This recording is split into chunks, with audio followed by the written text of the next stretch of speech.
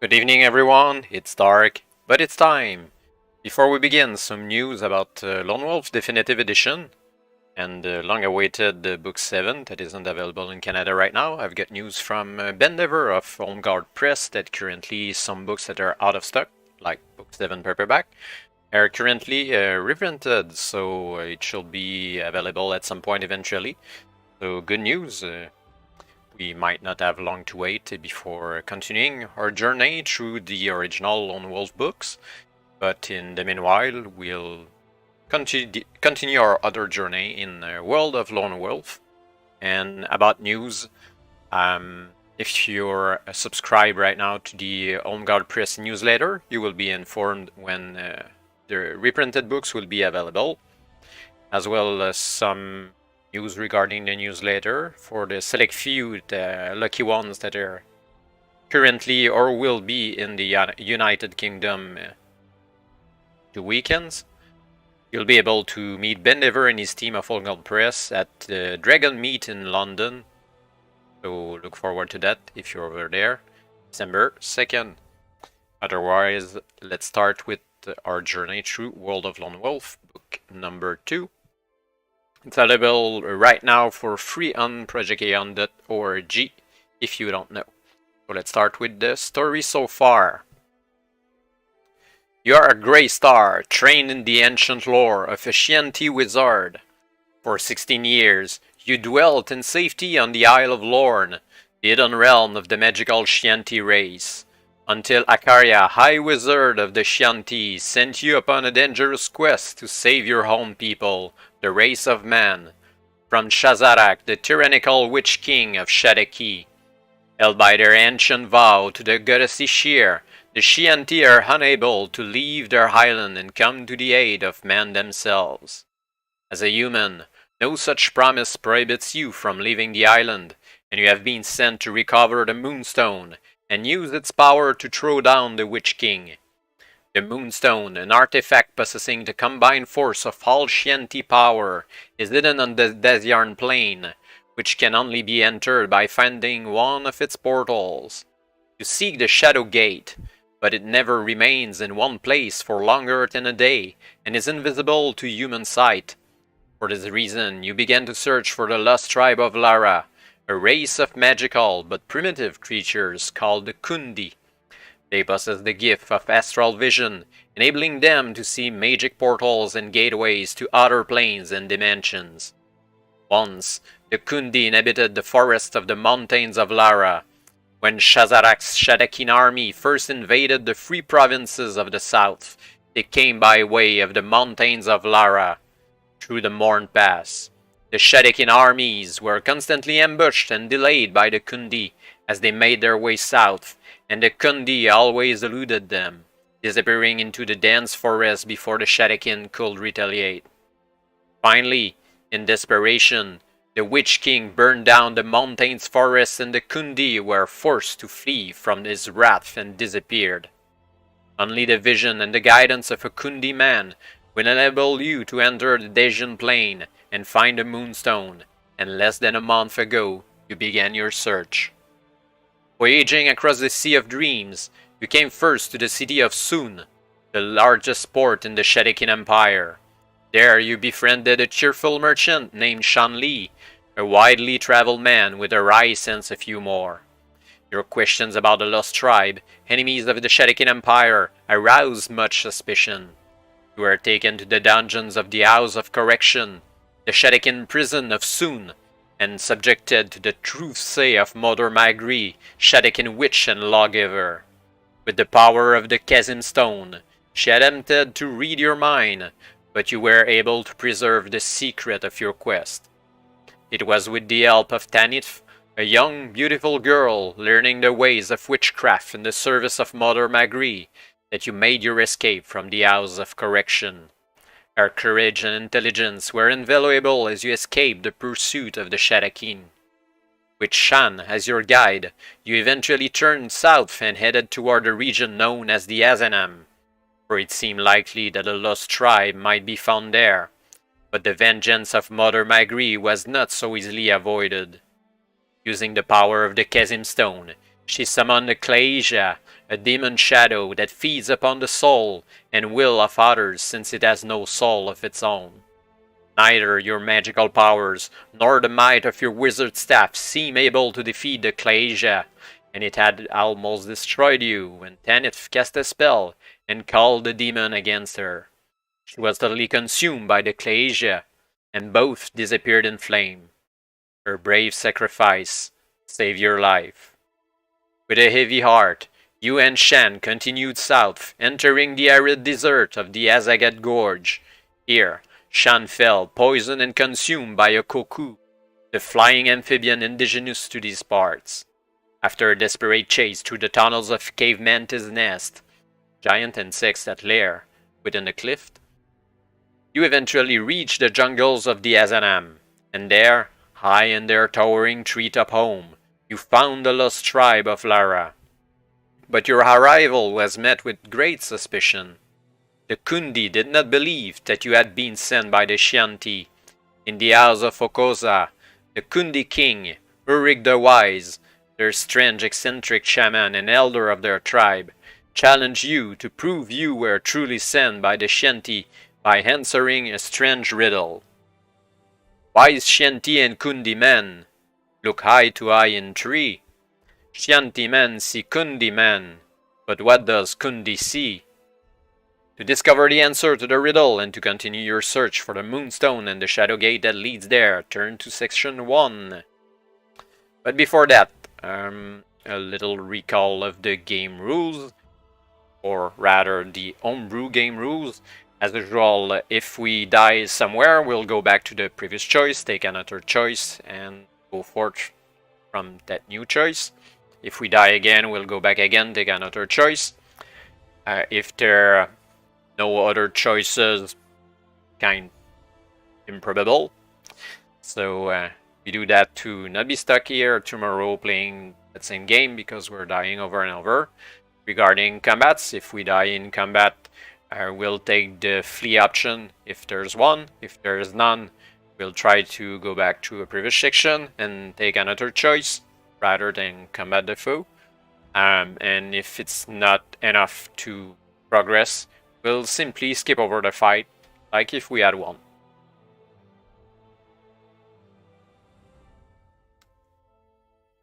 Some choices were required as well to begin, like a new lesser magic. So the one that I chose was alchemy. It was quite useful last week, and sadly we didn't have alchemy at the time. The other reason is that we don't have much willpower left, and alchemy shouldn't require any willpower to require ingredients from the air pouch instead, that I've written over here, since the air pouch right now is used for our backpack. And between the 6 articles in the air pouch written here on the action chart and the 8 articles written in the game rules, I will use the 8 articles maximum that we can carry in the air pouch. I can find 8 kind of different herbs anyway, which is doubtful, I think, in only one book, but we'll see later on. The other option was prophecy. So if anyone prefers prophecy instead of alchemy, please sit right now and we will change it, go forward with a different lesser magic power. Otherwise, combat skill number and endurance points carry over from the previous book, and no, we don't go back to full endurance points. The way it's written inside the game rules really says that you carry over what you had. However, we gain 10 willpower, so since we had 0, because the book number 1 forced us to expend all our willpower against the Cave Mantis at the end, we simply have only 10 willpower to start the adventure. There's a note on Project Aeon about that, however, and they suggest that we simply roll a new number on the random number table at 20 and 10 over that, which is actually the score for someone that is starting the adventure at book number 2 instead of book number 1, but I think that we should simply carry over. I've looked a little at section number 1, and it makes sense that we stay at the same numbers that we had in the previous book, so that's what it is. We'll see how it goes. It's not expend too much willpower in this adventure. You never know. But I think it will be costly to spend way too much, mainly in fights that we need to use a lot of willpower because our combat skill is very low. We see it might be quite a hard journey, like the first book, 3 deaths, but we'll see. So those are the only choices that we had to make. No new equipment, nothing like that. Before we begin, a sage advice. You're about to embark on a quest of great peril, for your journey will take you to an unknown land that is dominated by evil. Refer to the map and make notes as you progress through the story. They are sure to be of great help to you in future adventures.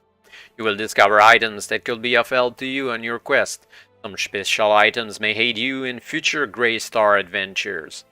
Others may be red herrings of no real use at all, so be selective in what you decide to keep. Be cautious in your use of willpower points, as your willpower is the energy source for your magical powers and your wizard staff. A willpower score of 0 or below will leave you weak and vulnerable to attack, unable to offer effective resistance. Follow the path of wisdom, Wizard Grey Star. The way of fools is the road to destruction. Good luck.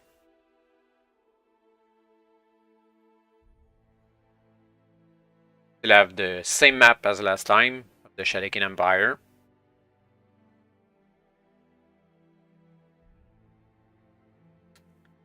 Section 1.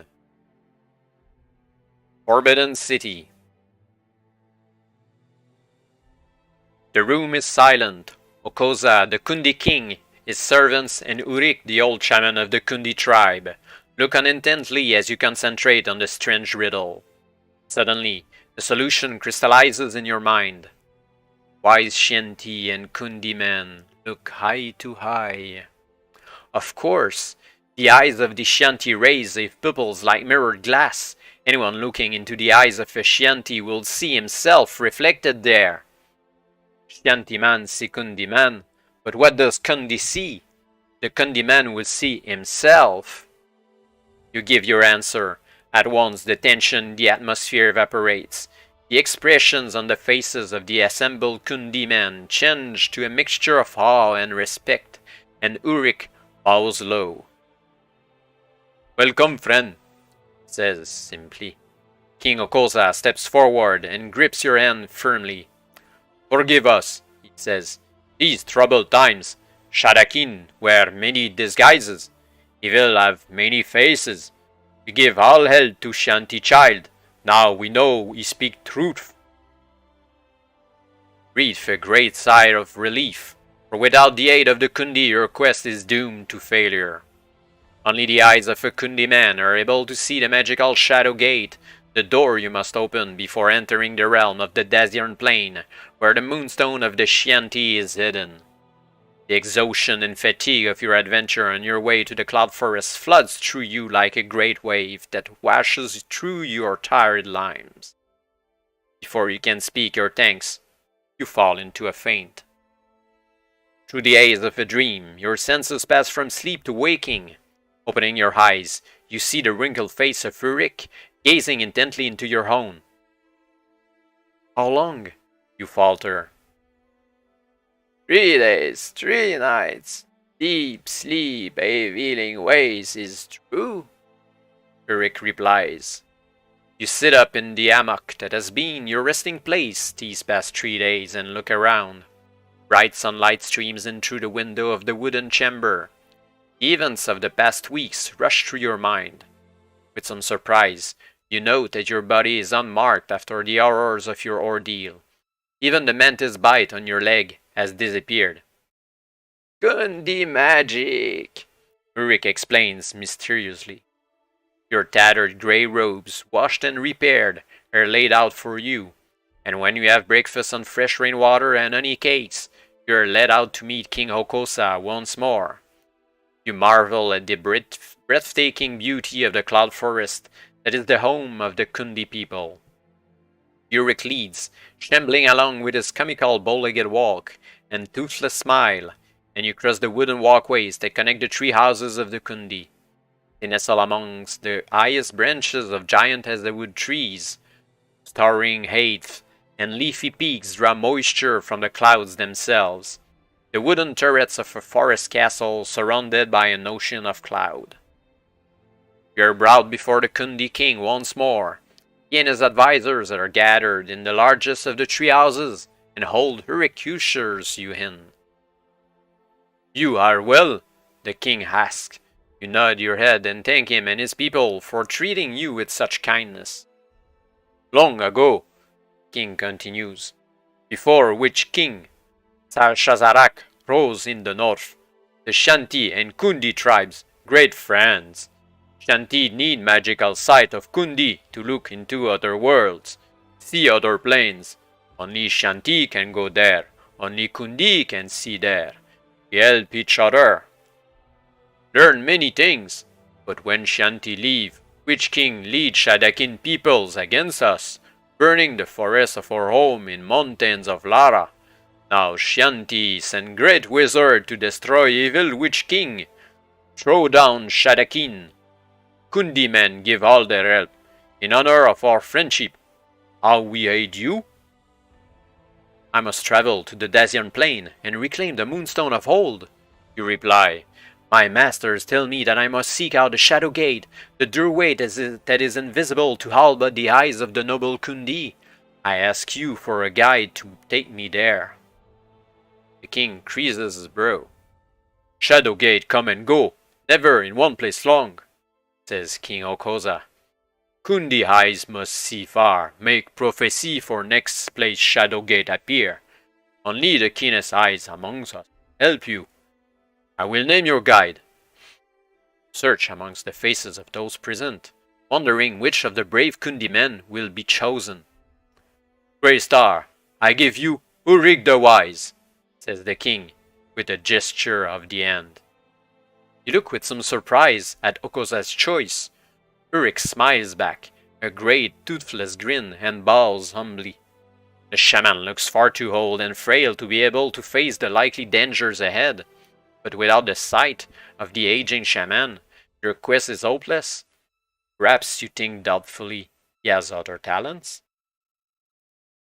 Waste no time, start now, Ulrich says. Ulrich find Shadow Gate. Wizard, see some Kundi magic now. Flashes you a sly smile. Not for the first time, you get the feeling that Ulrich is mocking you with his jibes about magic and wizards, as if he knows some great secret that others do not.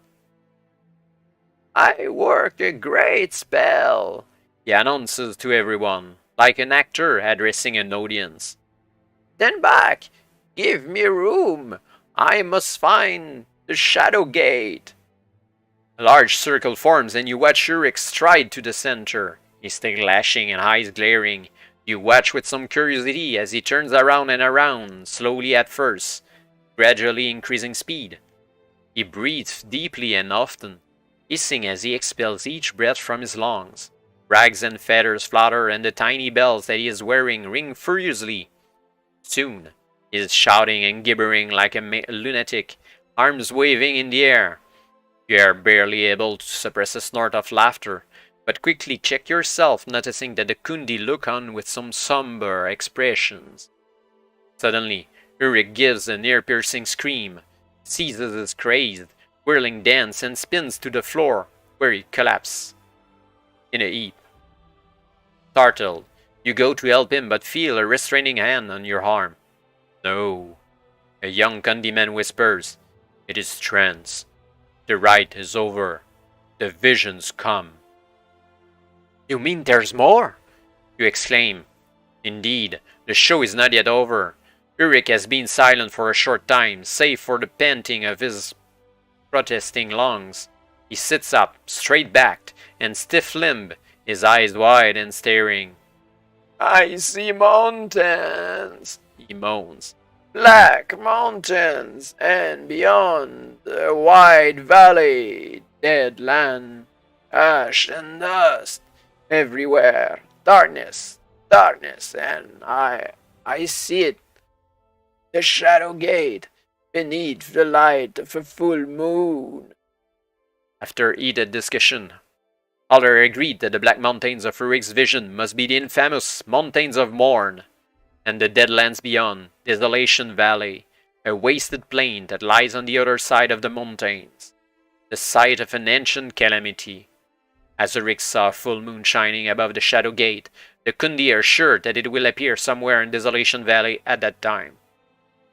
"Already, it is his time of the new moon," says King Okoza. 2 weeks, read 2 weeks, Grey Star, says the king, and 200 miles of Shadakin country, difficult mountains, and unknown wilderness lie ahead. You have little time. "What do you think, Ulrich?" say. Ulrich's ugly old face breaks into a knowing smile. "Little time, much to do," he says jovially. "Ulrich have planned cover many miles in just one day. Leave Azanam far behind." "But how?" you ask. "When?" "Great wizard must learn much patience," he replies. "You will see. Be ready to leave tomorrow at first light." Ulrich will say no more and quickly leaves. You turn to the Kundi king. He merely shrugs his shoulders. "Ways of the wise are strange," he says. "And who dare question path of wisdom?" he finishes cryptically. Like many Kundi sayings, it is one that begs no answer. It seems you have no choice other than to wait until tomorrow's dawn to find out the shaman's plan.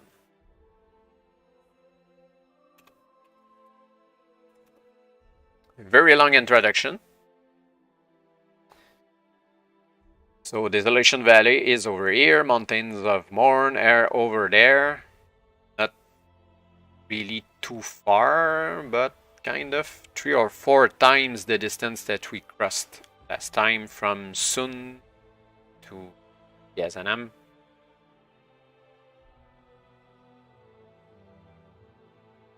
It's still dark when you are woken by Ulrich the following morning. "Come, wizard, no time for sleep now. Time for haste." Still groggy with sleep, you rise, take up your backpack and staff, and make ready to leave. "What about food?" you ask. "Food?" Ulrich sniffs derisively. "Food grows on the land.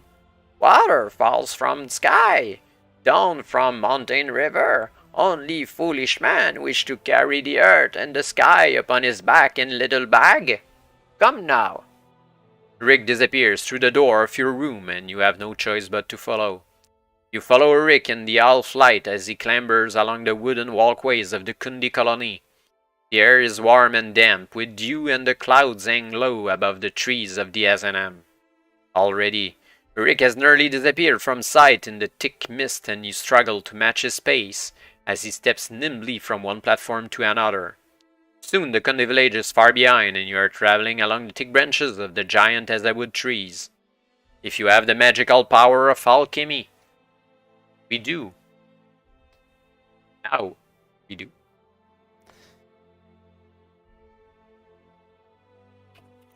And since they healed us, we're back to full shape as well. Correct that before moving on further. 27.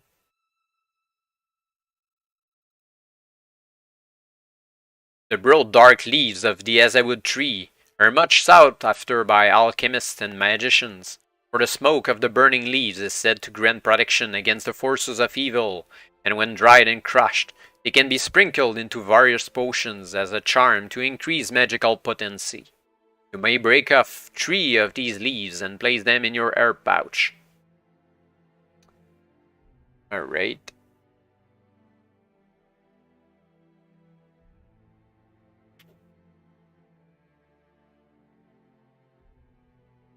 As I would leave, I guess.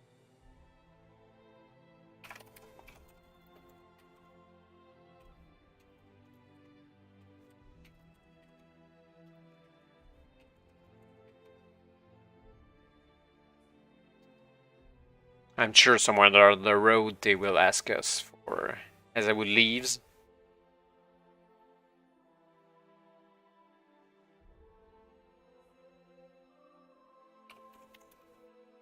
You soon realize that Urik's eccentric, shambling gait is not due to senility, but is one that is as adapted to suit his environment. His bow legs, the rolling rhythm of his stride, and his long tail enable him to trot along the narrowest of branches with ease. Meanwhile, you are left tottering along, your back bent in a curious balancing hack, and your eyes averted from the ground far below. By mid-morning, you have reached the edge of the rainforest of the Azanam, and are overlooking the Azagat Gorge. Far below, you can make out the sharp pinnacles of rock known as the Dragon's Teeth, which cover the canyon floor. It was through this gorge that you came in search of the Azanam and the lost Kundi tribe. There it was that your friend and guide, Shen Li, the merchant, died so terribly, devoured by poisonous cuckoo, the flying amphibians that inhabit the desolate land. Your silent reverie is interrupted by the sound of Urik calling to you from above.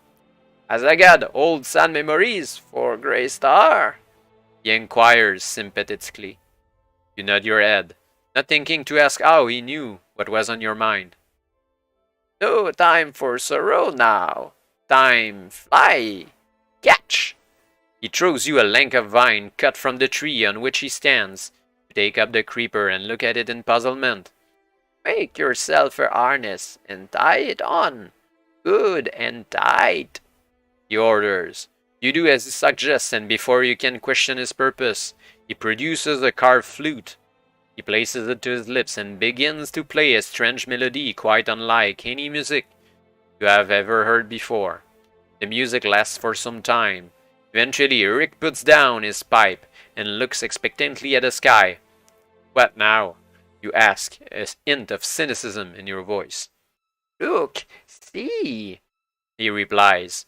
Far away, you can see a tiny speck on the skyline. "Uzlu bird, love Kundi music." The dark speck grows larger, and soon you are able to make out the awkward, disproportionate shape of an Uzlu bird.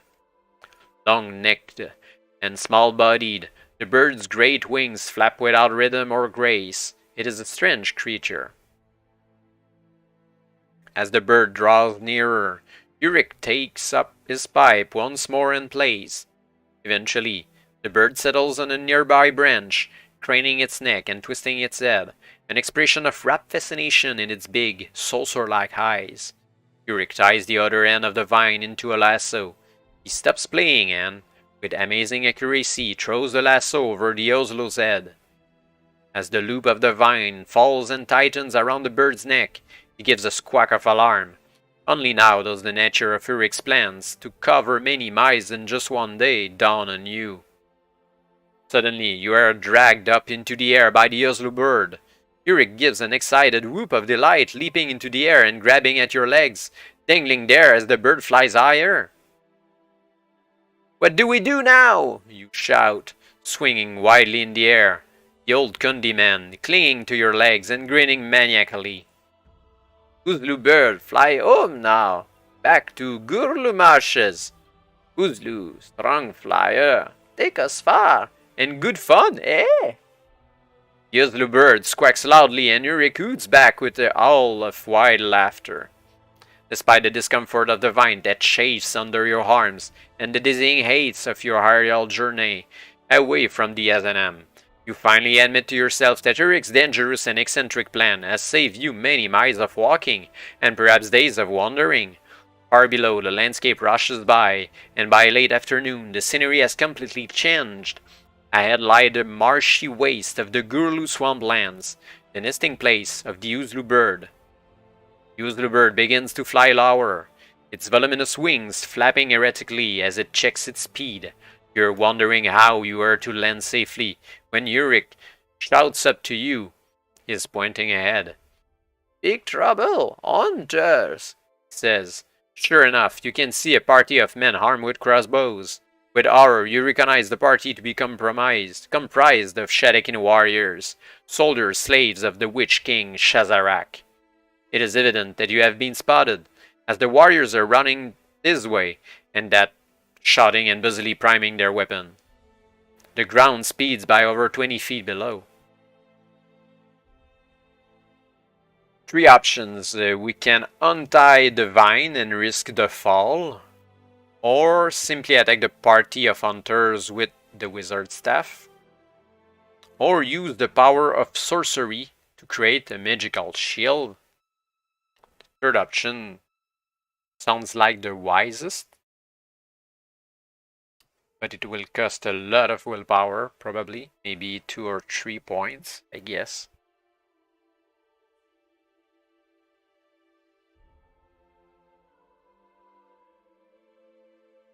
I'm not too sure using the wizard staff here. I think it would cost a lot of willpower as well. Tying the vine is kind of kamikaze. I think we should use the power of sorcery. You shape the force of your will, building a shimmering shield of sorcery around yourself at the cost of 2 willpower points.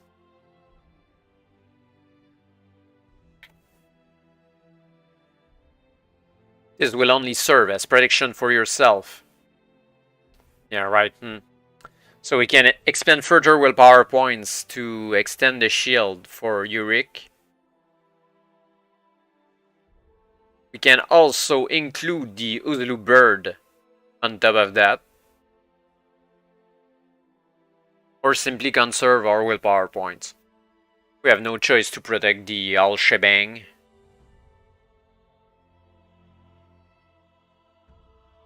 You pour more energy into your shield of sorcery so that Yurik and the Oslo bird are secure within its predictions. This exertion costs you 4 willpower points.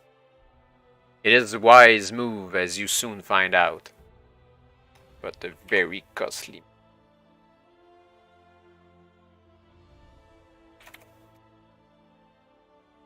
And we are already Gurlu here, Gurlu Marshes. That's 1/3 of the way, or maybe half, or 30%. A crossbow bolt flashes through the air, heading straight for you, but your shield of sorcery deflects it, and you are unarmed. The Uzlu bird is flying lower now, as it approaches its nesting place in the Gurlu Marshes. As soon as you are flying low enough to jump to the ground, Yurik tells you to untie the vine that is knotted around you. You do as he asks, and you both fall to the ground, tumbling through a swath of marsh grass, which cushions your landing. Sitting up, Yurik gives the Oslu bird a comic wave as it continues, uneating, back to its nest. Shadakin near, we go now, Yurik states. Immediately, he breaks into a stumbling trot, following the course of a shallow waterway that cuts through the tall marsh grass. A few minutes later, a chilling howl stops you dead in your tracks. The Shadakin have hunting dogs, the terrible Magdi hound. As you move away once more, you keep to the waterway in an effort to hide your scent.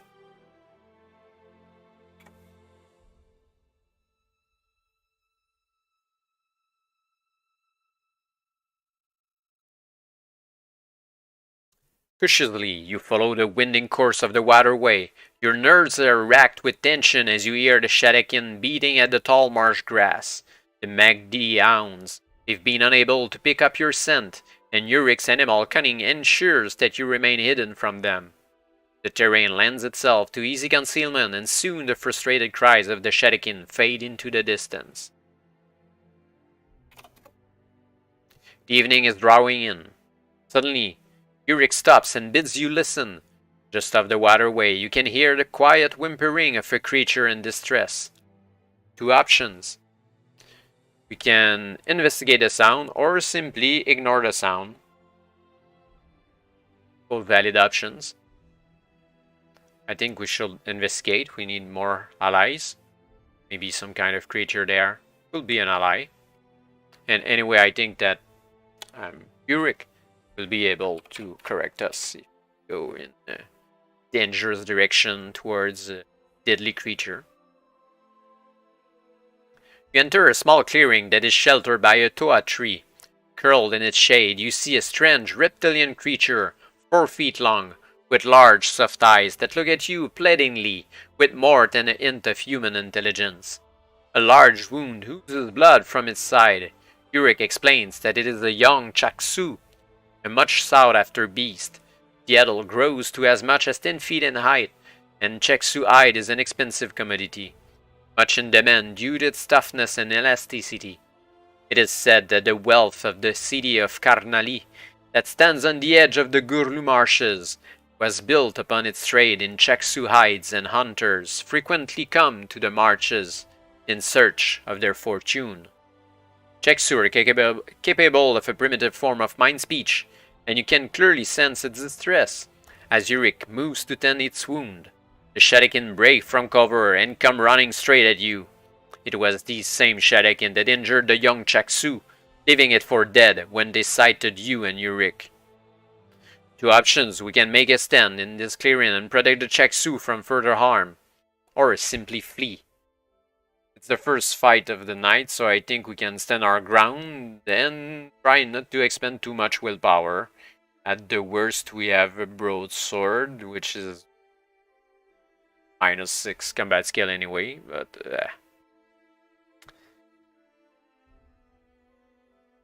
risk our neck for that Chaksu. The gap in the undergrowth that leads into the clearing is very narrow, and the Shadowkin can pass through only a few at a time. 3 Shadowkin warriors charge towards you, bellowing a savage battle cry. To your surprise, Ulrich produces a small boomerang edged with razor-sharp teeth. He wields it with great skill and accuracy.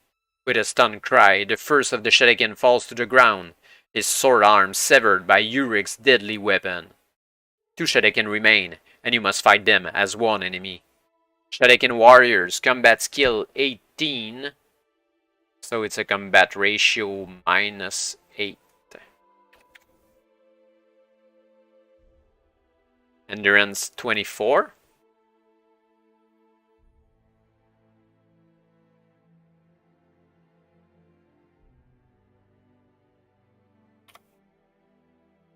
I think we'll need some good roll as usual. Instead of using the random number table for combats, we're going to use a D10. So, first round, first fight of the night. A 5. Didn't open the combat table though.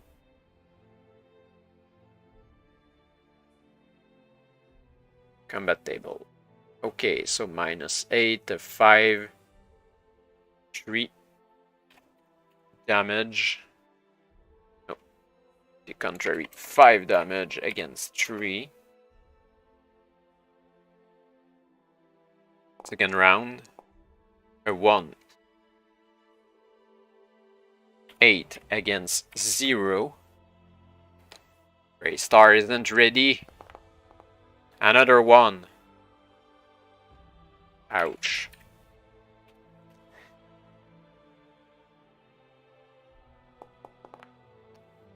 Another 5, it's not good enough. Almost dead. I mean, Grey Star is almost dead. You need a really good roll. 0, that's a really good roll. But still not enough. No damage against 8, so that's 14. Oh, and we're dead. First fight of the night. Should have used the willpower there.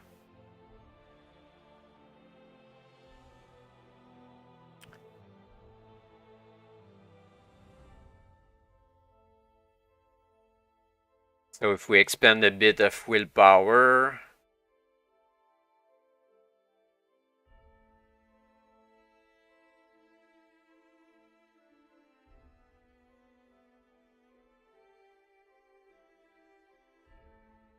Anyway, 1, 4. Yeah, we couldn't even. The last roll was. Wouldn't have changed anything to use any willpower there.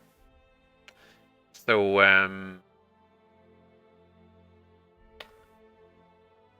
let's go back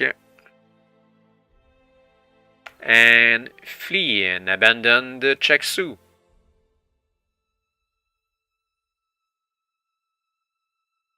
Can't win this fight.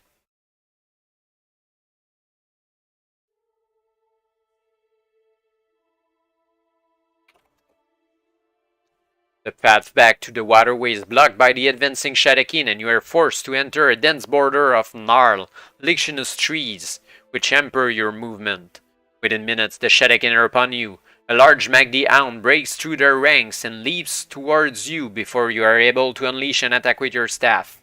You cannot evade combat with the Magdi and must fight it to the death. Due to the magical powers of their maker, Shazarak, the Magdi have a natural resistance to magic, and you must subtract 2 from your combat skill for the duration of the fight. That's even worse than the previous fight. Magdi Hound combat skill 20, endurance 30. So it's a minus 12 combat ratio. And more endurance, that's so crazy.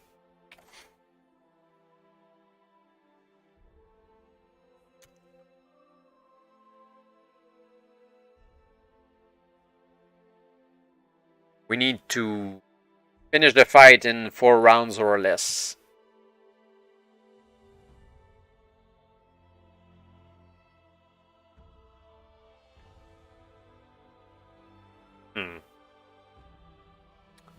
I think we should go all in on the first roll.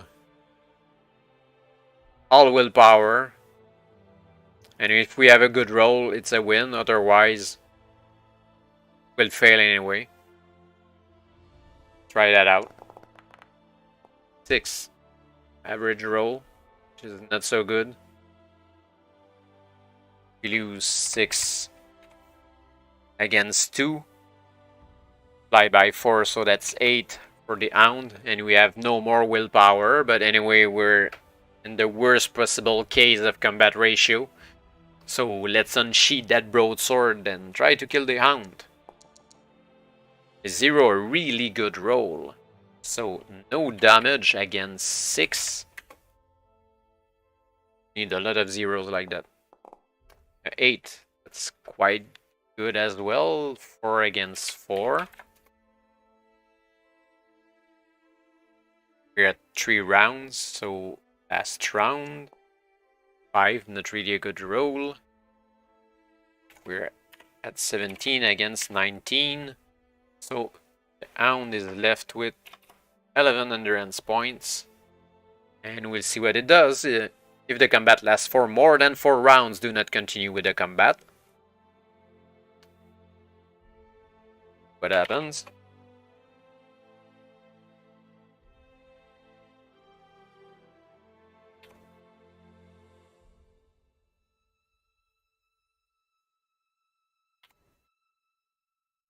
Despite the great damage you're inflicting on Magdi, the enraged beast refuses to die.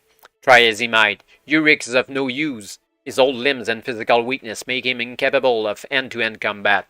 He can only watch with fear and apprehension. His concern is so great that he fails to notice the band of Shadakin warriors stealing up on you through the dense undergrowth. As a result, you are quickly overpowered by the gloating Shadakin, and at a word from their tall, sour-faced captain, the Magdi obediently ceases its attack. Not much of a catch, sneers the captain, but good sport, eh? Your staff and backpack are taken from you, again, and your wrists and ankles are tightly bound with leather tongs. And this is a pretty toy, he says, weighing your staff in his hands. But tell me, who are you, boy? Speak! You remain silent. Does your tongue have you? Well, that can be arranged permanently. He gives you a stinging blow across the face, smiling grimly. Urix struggles angrily against the restraining hands that hold him. Be still, monkey man, he scolds, or you'll be tasting some of the same. He returns his hateful gaze to you. What are you then, boy? What do you know of the Freedom Guild? You are their spy, perhaps? You serve the rebel army, do you not? Still, you remain silent. You have no knowledge of the Freedom Guild he has mentioned, but the thought that there exists a form of organized resistance to the evil of the Shadikin Empire is a comfort. With a look of disgust, the captain turns away. The Warward Kiro will find out all he needs to know on our return to Karnali, he says threateningly, and Mother Nia's truth says hard to refuse. You are unable to repress a shudder as you reminded of the truth say of Mother Magri and her awful Chasm Stone, when first you came to the traitor's city of Soon. The witches of Shadaki are among the most powerful of Shazarak's servants, upholders of his corrupt law, in all the major cities of the Empire. Move, you scum! The captain shouts at his men. We must reach Karnali as soon as possible. He glances sideways at you, one eyebrow raised. There's more to this strange pair than meets the eye, he says, under his breath. You and Yurik are carried by slave-bearers, slung to long wooden poles like hunting trophies. Your ankles and wrists are constantly bound, and you are offered the barest of scraps of food and a minimum of water. By the second day of traveling, you have lost 3 endurance points, and you begin to wonder if you will survive the journey as you linger in a weak, semi-conscious haze that makes the casting of any spell impossible.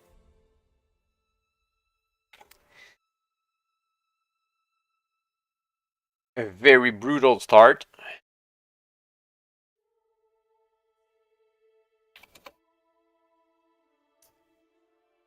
We're going to Karnali, a little to the north of the Guru Marshes. It is the last day of your tortuous journey. You are roused by the cries of the Shadakin, and a few minutes later, you are dumped on the ground by the slave bearers. Beware, the fighters of the Freedom League! You see little of the battle that ensues. You glimpse many soldiers with red veils over their faces and the fall of the cruel Shadakin captain. Finally, the battle ceases, and you and Yurik are freed from your bonds by the red-veiled soldiers. My thanks, you say as your staff and backpack are returned to you. You're lucky, friend, says one of the soldiers. We're only scouts, clearing the way for tomorrow's attack upon a Shadikin slave train. You are given food and enjoy a comfortable sleep that restores to you 2 endurance points and 1 willpower point.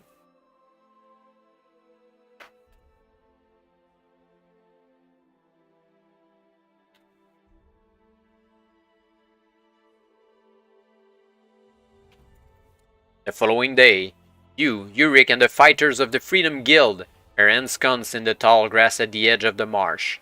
In the distance gleams the city of Karnali overlooking the Suni and Belzar rivers. Along the Great Sun Road that leads east away from Karnali, you see a long line of men, women, and children, slaves of the Shadakin. Warriors walk up and down the line, brandishing flails with needless ferocity. Suddenly, the charge is sounded and a wave of men pours out of the brush and runs towards the column of slaves. The Shadakin guards fall into defensive positions along the road, but the stealth of the ambush outmaneuvers them, and they have no time to deploy effectively. Shall we? You ask Yurik. He grins broadly and gives vent to a bellowing yell before shambling out of the brush towards the fray as fast as his old bones will allow. You follow behind. Sure wanted to join that fray, actually, but that's what it is. With the evil cunning that you have come to expect of the Shadakin, they use their slaves as a human wall, thus preventing the masked attackers from bringing their full force to bear for fear of killing the innocent people they have come to free. You notice that the chains that manacle the slaves are all linked to one metal ring at the end of the line. If you can break the chain at this point, you will be able to free all the slaves at a stroke. Standing by this link pin is the Shadakin slave master. Fearlessly, you charge. The slave master's eye widens with surprise, but he appears unshaken by your advance. He clutches at a red gem at his neck, and as he does, His personal slave steps forward, 7 feet tall, and with powerful muscles bulging beneath his ebony skin. He fixes you with a blank expression as he raises his huge broadsword. 3 options. We can attack the Black Giant, unleash a long-range attack on the Slave Master, or use the magical power of sorcery.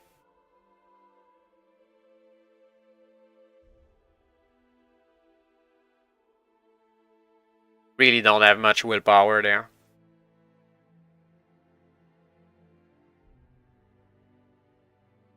I think we could manage a long-range attack actually on the Slave Master. Should cost only 1 willpower.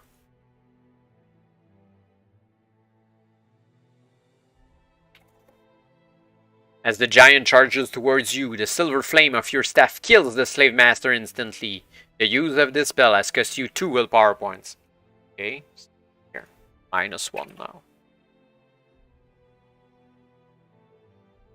The giant falters, apparently confused. He shakes his head and looks at his sword as if it were not his own. The gem around the Slave Master's neck continues to glow. 2 options, attack the giant or take the gem from around the dead Slave Master's neck. She'll do something with the gem? You take the jewel and stare at it intently. The giant continues to look confused. If you have the magical power of sorcery, we do.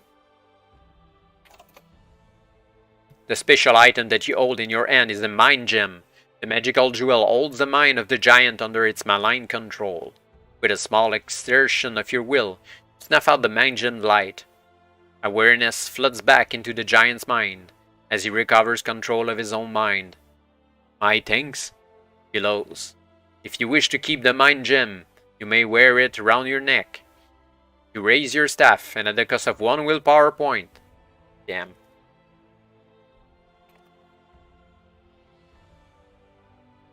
Use it to shear through the masterling that holds the Shadakin slaves in chains. They give a cheer and break away from the battle in great numbers.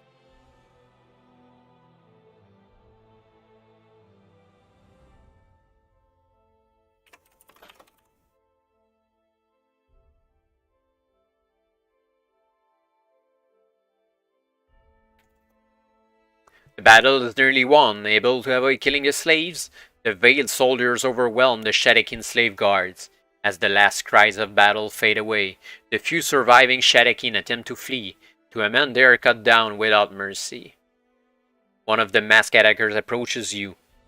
"Stranger," he says, "our leader, Sado of the Long Knife, wishes to speak to you."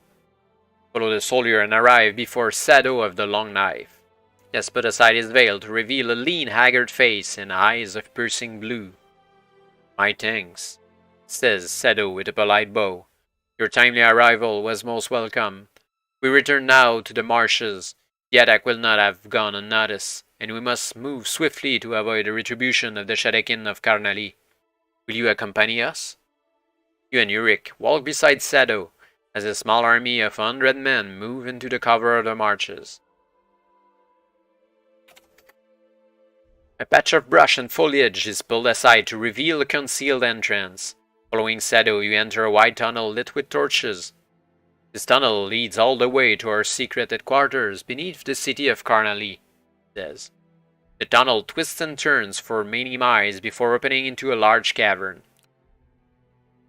You and Yurik are given food and wine, and while you eat, tells you of his army, the Freedom Guild, a rebel band resisting the rule of the Shadakin Empire.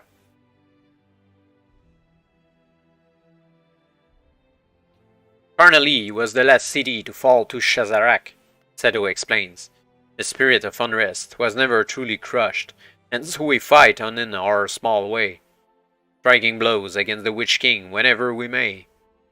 Our attacks are based in the marshes, where we hope to avoid the retribution of the warlord, Hero, against our people by making him believe that we come from outside the city.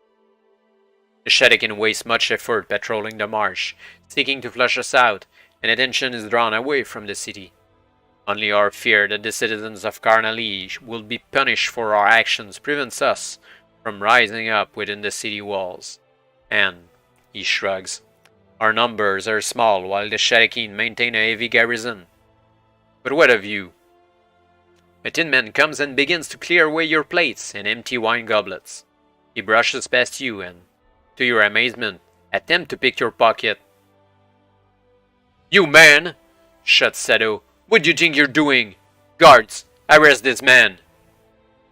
He turns and apologizes to you, explaining that the bulk of his army is recruited from the criminal ranks of the city. You explain your quest and the land that you seek. Sado's eyes widen with astonishment. Then the legends are true? He gapes. The Shianti still exist? You nod. If my quest should finally succeed, and I retrieve the Moonstone, the full might of their wisdom and magic will be turned against Shazarak, you tell him. All the people will rejoice to know that the Shianti walk among us once more, says Shadow, though I understand the need for secrecy nevertheless. He continues. His eyes lighten up. I will ask a boon of you. Tonight we attempt our most daring stratagem against the corrupt rule of the Shadakin. Stand with us in battle tonight. Aid us if you will. With the might of Shianti wizard in our ranks, who knows what we could achieve? Help the Freedom Guild, Grey Star, in our struggle to free the people of Karnali. Looks a searching gaze on his face, with an intensity that almost crackles with energy. If you have the Cheksu pipes. We don't, we let the Cheksu die. Oh, it is. I can guarantee your safety when you leave Karnali, if you will agree to aid an attack we have planned against the Shadakin garrison of the city, offers Sado. Help us, Grey Star. We need you. Can help Sado or simply refuse.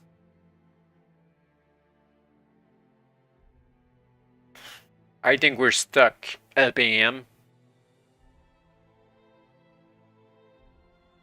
Even if we're useless right now. But he might give us equipment, the rest, help, soldiers. Hard to pass that offer. I have great need for haste, Sado, say, but I will help you this night. What must I do? A fire lights in Sado's eyes.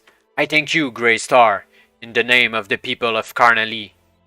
He tells you of his need for a diversion that will lure the bulk of the Shadakin force outside their walled city fortress. You consider your magical powers, trying to decide which will best accomplish this. 3 options.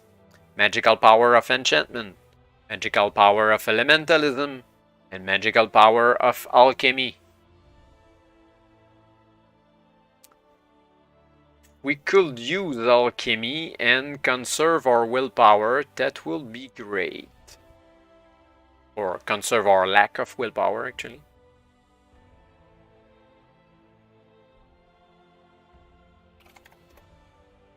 Casting your mind back, you recall seeing a proliferation of mustopods growing in the Gurlu marshes. These strange fungal growths are renowned for their pungent odor when broken open. At your command, a large number of these are brought to you by some of Sado's followers.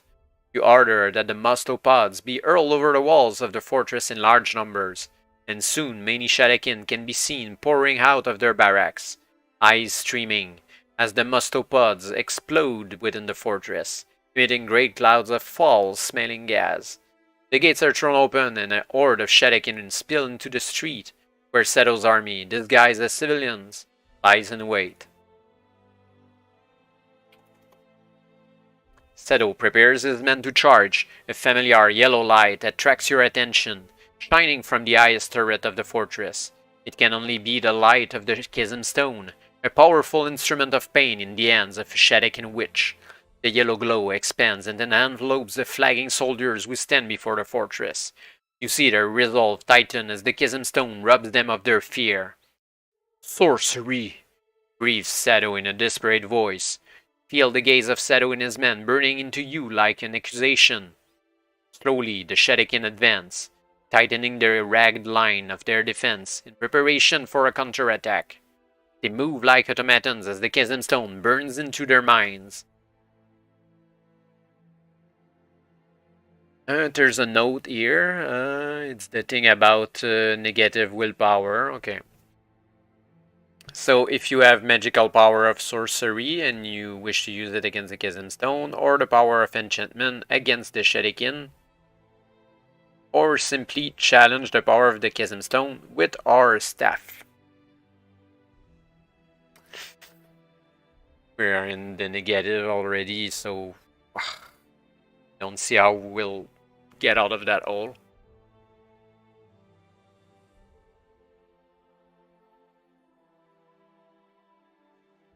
I know that the staff will be costly. It had been costly against Mother Magri. Don't really believe in the power of enchantment in that specific case. Sorcery against the stone, maybe.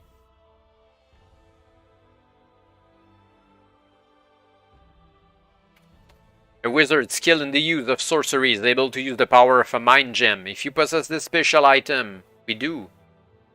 After freeing the giant slave. You draw out the red mind gem and stare at it for a few minutes. You have never used anything like this before. You must now decide on the most effective way of fighting the chasm light that controls the Shuriken like puppets.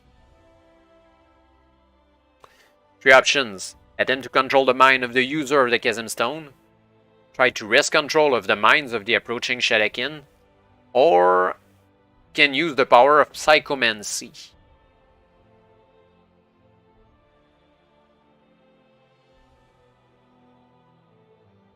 My team psychomancy will help here. You hold the gem tightly in your hand and allow its power to flood through you. Immediately, your mind is assailed by a multitude of memories, for the gem is ancient. You sense the good and ill wills of those who have possessed the gem in the past. Easiest to define is the evil of the Shuriken slave master who owned it last. Uncomprehending of its power, he had used it for petty thefts and crimes, manipulating those who had earned his displeasure. You gradually come to understand the true nature of the gem. It is the transmitter of thought, a magical item capable of increasing and amplifying mental energy. It is capable of controlling only one mind at a time, but your magical power of sorcery will enable you to transmit this power across a great distance. The use of the power of psychomancy has cost you 1 willpower point.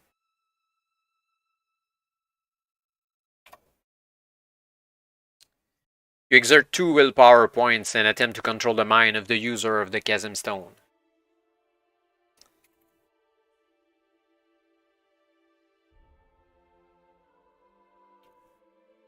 You locate the glow of the chasm stone.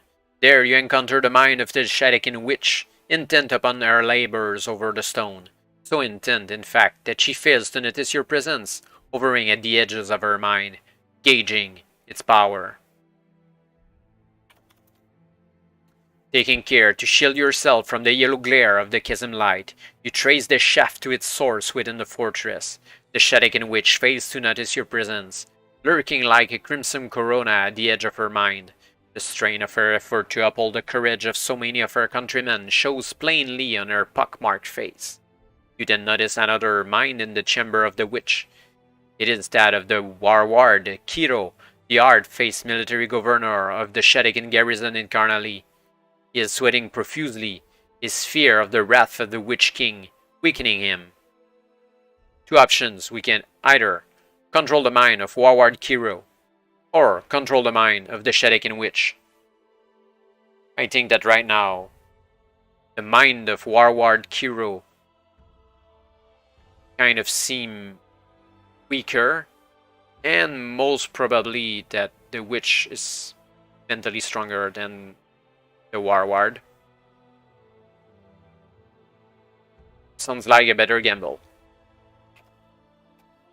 The Warward's mind is already weak with fear, and it is a simple matter to exert your power over his brain and grip it with a murderous compulsion. Suddenly, the Warward walks towards the Shuriken witch, unable to resist the desire to slay it that you have placed in his mind.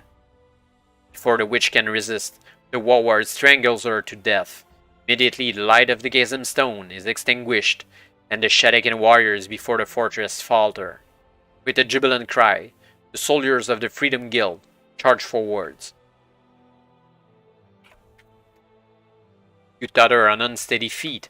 Your struggles have made you feel faint with exhaustion. A strong hand grips your shoulder to steady you. You look up and see Samu, the giant warrior that you freed from the slave train of the Shadakin, outside the walls of Karnali. He has joined the Freedom Guild, it seems. Are you all right? He asks. You nod. I will be. Then I must away, says Samu, drawing his massive broadsword and brandishing it in the air.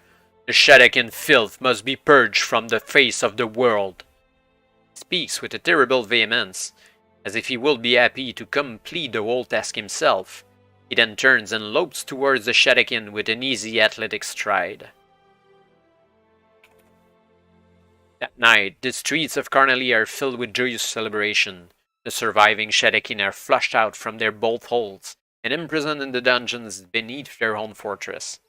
It is a great victory for the brave fighters of the Freedom Guild, for at last, after many years of oppression, the people in this small corner of the Shadakin Empire are free. In a chamber in the Shadakin fortress, you sit with Yurik and Sado of the Long Knife, who toast you with a huge goblet of wine. To you, Grey Star, he says, I give my thanks, and good wishes. Long may you endure. But Yurik sits in the corner and grumbles. Much celebration, small victory, Shadakin Empire. And he stretches his arms wide apart. Big. And placing his thumb and forefinger together, City of Karnali, small. Yurik is right, say. But at least, this is the beginning. And you smile warmly at Sado. Where will you go now, Grey Star? He asked.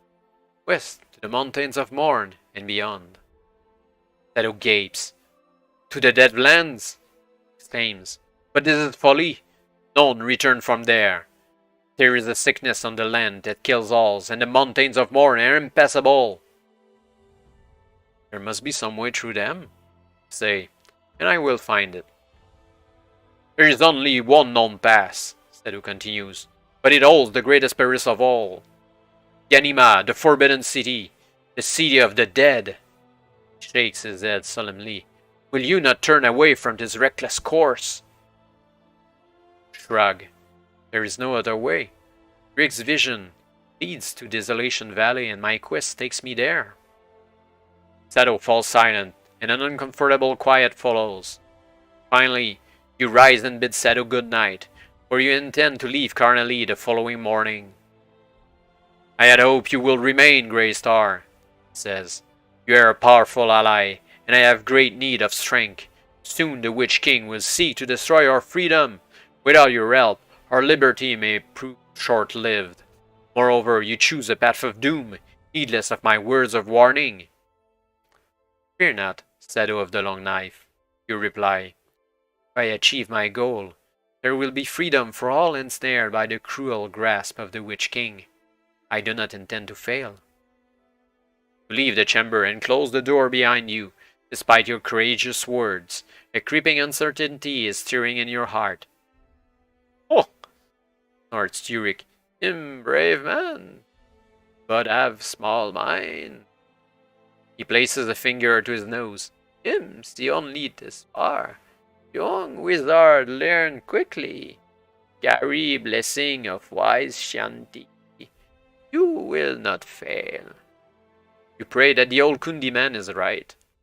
You rise the following morning and prepare to leave. Your sleep has restored to you one endurance point and one willpower point. Party time.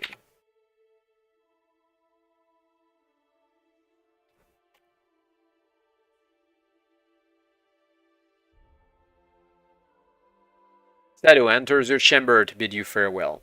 I have come to apologize for my harsh words last night, he says. It is not for me to question the way of wizards. I am but a simple soldier. I have brought gifts by way of recompense. Lays before you the following items. Enough food for 5 meals. a short sword, and a sheet. The sheet's a special item that can be used, be hung from a belt. Okay.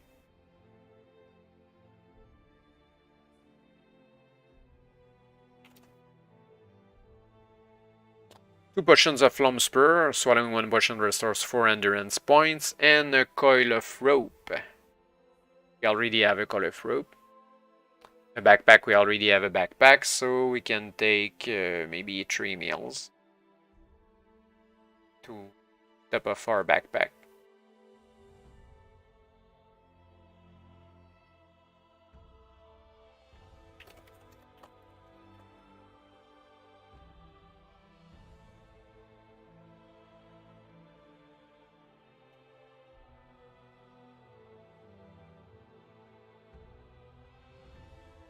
And the short sword is unnecessary because of the broadsword.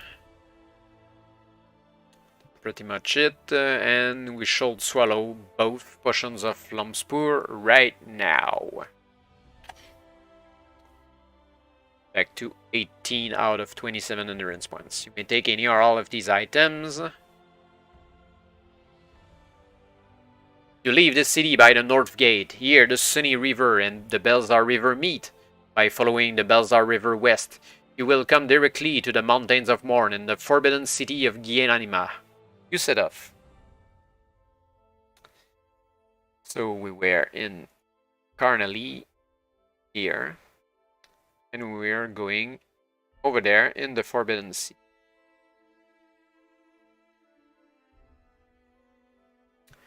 You have traveled only a short way when you see a tall figure running towards you at great speed. It is Samu, and you stop to wait for him. You go to the mountains? He asks, pointing to the west. You tell him that it is so. Once I was king of a great tribe, the Masbate nomads of the Great Listen Plain. Now I am the only survivor. The Witch King saw the end of my people. The Shadowkin fought and hunted us across the plains in their great chariots, led by the evil Witch King. Long we resisted him. But what use are swords and spears and brave warriors against the Black Hearts? A great plague of demons sealed our doom. Shazarak has deprived me of my family and my people. He looks at you with smoldering eyes. I will come with you. You will have need of strength as well as bravery. You have mine. Better fighter than Yurik, I think. And us as well. Samu sets the pace, reaching forward with great strides to lead you across the gently undulating plain that lies between Carnaly and the mountains of the west. The Belzar hills on the far side of the river cast a shadow across the waters, as though disapproving of your choice of destination. As the miles slip by, a growing feeling of uneasiness nags at your mind. You notice that Yurik is constantly looking over his shoulder, his face clouded with uncertainty. In the afternoon, you stop to rest, and you voice your doubts to Samu and Yurik. Ah, so you too have noticed. Oh, that was Samu actually. Ah, so you too have noticed, says Samu. I felt it just after we set out. I fear we are being followed. Startled, you flash a look at Yurik. We think it through, says. We can either wait to ambush whoever's following us, or simply continue. I think it's ambush time. I'm sure it's another ally, but let's not leave him or behind. I think we should find out who it is, say. We'll lay a trap. I am a warrior of the plains, Samu. This is an easy matter. You make camp and build a huge fire. As soon as you have done this, Samu leaves, telling you not to move from the grove until he returns. Dusk gives way to dark, and you and Yurik grow more and more apprehensive. Suddenly, you hear a strangled cry.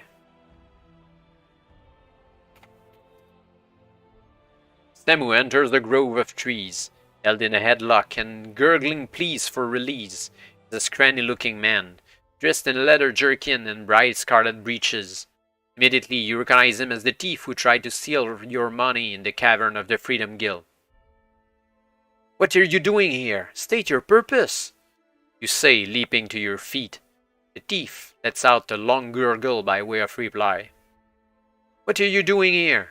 You repeat angrily. Samu tightens his grip on the thief's neck. Being strangled! Squawks, clawing desperately at the thick arm around his neck.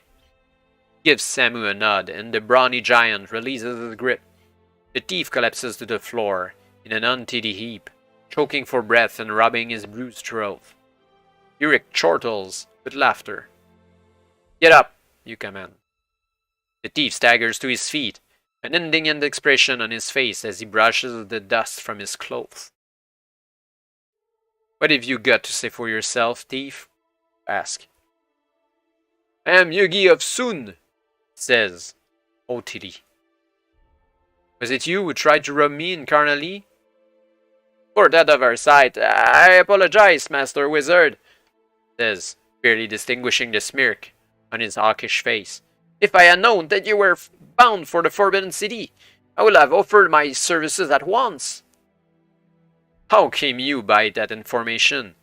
Snapped angrily. I listened at the door after Seto sent me out, he replies innocently. Shall I kill the spy now? Asks Samu menacingly. Spy? Yugi chokes. I'm no spy. I'm the greatest thief in all Carnalee. What need have I for spying?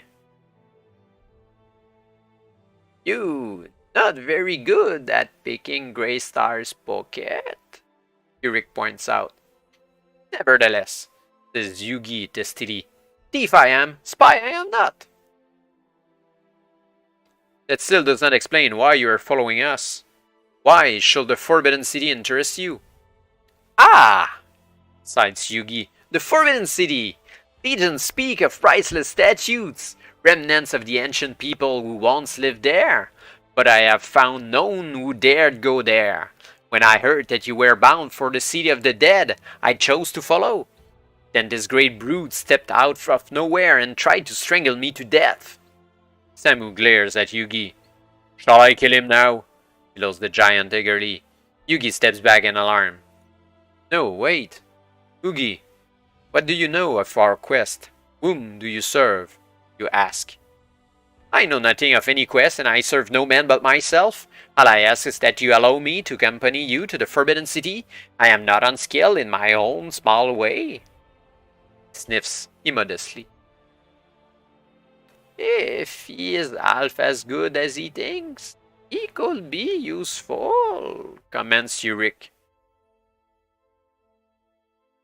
Yes, and if he is a spy, we daren't let him go. I'll not kill a man for the sake of a suspicion. You're coming with us, Yugi. Broadly, the thief begins to smile. And Samu, if he tries to escape, break one of his legs. Samu grins ferociously as Yugi's face drops. Before going to sleep that night, you must eat a meal or lose 3 endurance points. Not a problem.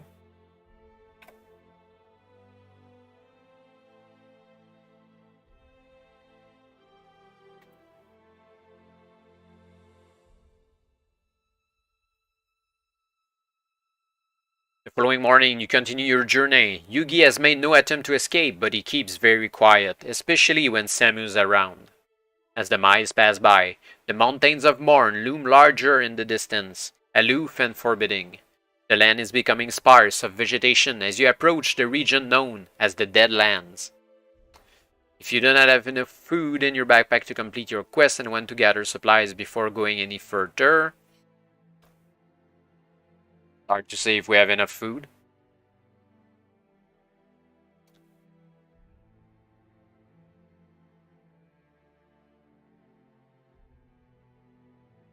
I think we have enough for the Forbidden City. 3 days, yeah, sounds good enough.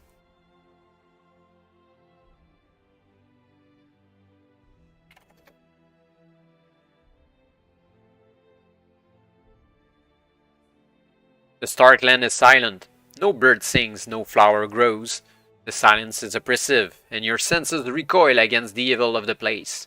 You have entered the Deadlands. As you walk, you kick up clouds of ash and dust.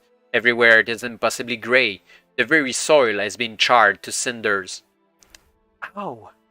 You breathe into the silence. How in the world did this happen? What could blight the land as utterly as this?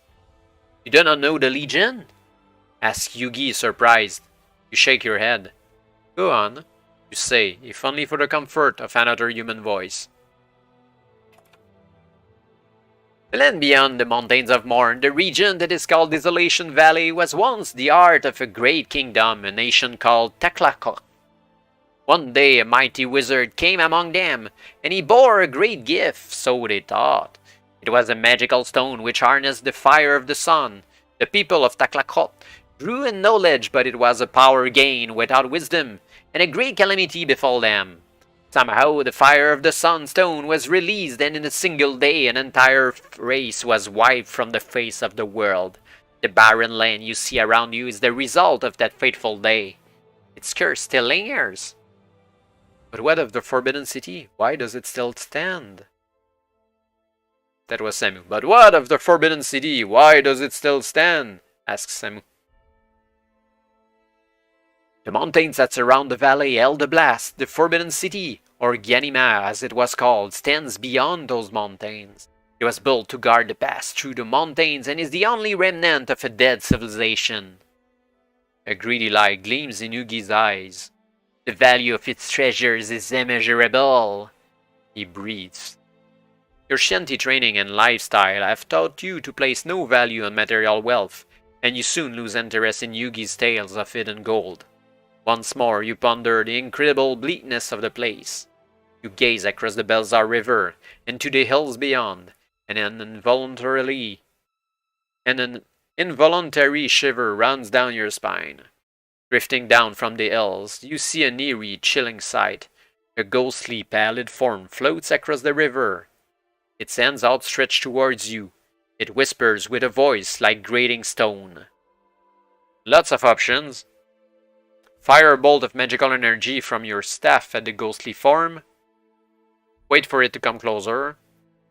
Or use one of the following powers: sorcery, elementalism, enchantment, or evocation.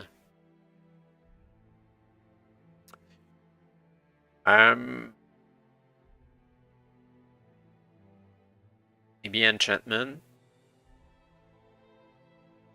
But evocation is meant to contact the spirit realm. So if it's really a ghost, we'll see if it works with evocation. As the creature draws nearer, hurriedly you scratch a pentacle into the dusty ground with the tip of your staff. The shining being is a death gaunt, an undead spirit raised by Shazarak to roam the realm of the living. As you begin to chant the warding words of evocation, the creature hesitates and then stops, hanging as if suspended just above the ground. The use of this magical powers costs you 3 willpower points. And the dead grows. The Death Gaunt looks on as you usher your 3 companions within the protection of the pentacle. You possess no magical power capable of damaging this creature, for its body is not of the real world. Your wizard staff cannot help you here. You remain within the pentacle and continue to chant the warding words of evocation. Eventually, with a whispered cry of frustration, the Death Gaunt dematerializes. You press on through the barren wilderness, more anxious than ever to reach your goal. The Death Gaunt has given up its attack for now, but it is not destroyed and could return at any time. That night, with the black mountains of Morn looming above you, stop to make camp. If you possess the magical power of alchemy and have an Azawood leaf or a portion from a bundle of Azawood leaves in your herb pouch. We do. You take out one of the huge leaves and unfold it. Before going to sleep, you soak the leaf in the river and place it on dying embers of the fire. The smoke of the Azawood leaf should, hopefully, prevent the Death Gaunt from approaching. You have used one Azawood leaf.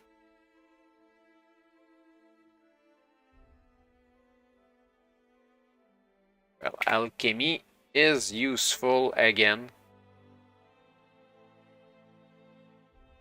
Pungent aroma of the azalewood leaf fills your nostrils as you sink into a deep sleep.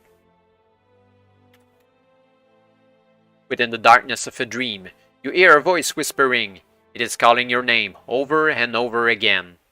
Glowing with a sickly light, the figure of a man stands like a sinister vision, his face obscured by shadow. His grey robe is tattered and torn. His long bony claw-like fingers are covered by charred black flesh. He points a crooked finger at you. You will fail. Your power does not suffice. This fool's errand is to no end. No! You shout into the emptiness. Turn aside, Grey Star. Turn aside. You dare not stand against me. The grim figure casts aside his hood, and the shadow passes to a blood-red light, revealing a hideous face. Half of the face is missing, and, in its place, a metal plate gives shape to the ruined visage of wasted flesh and scarred tissue. One eye is shrunken and sightless, while the other burns with the intensity of the sun. A gaze of unbearable malice focuses on your heart. This wizard, or I will rend the very soul from your body. I will not! Scream into the darkness. A look of rage contorts his twisted features, and the single eye burns into you.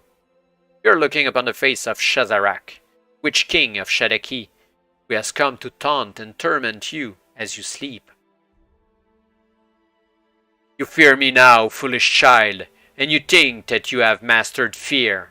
I will teach you the true meaning of terror. I will make you yearn for death as if it were your true love. Shazarak raises his clawed, decaying hand and clutches his fingers in the air. One willpower point, drawn effortlessly from your body. We're only at -8. You wake up screaming. It is dawn and you are sweating with a fever. Lose 2 endurance points.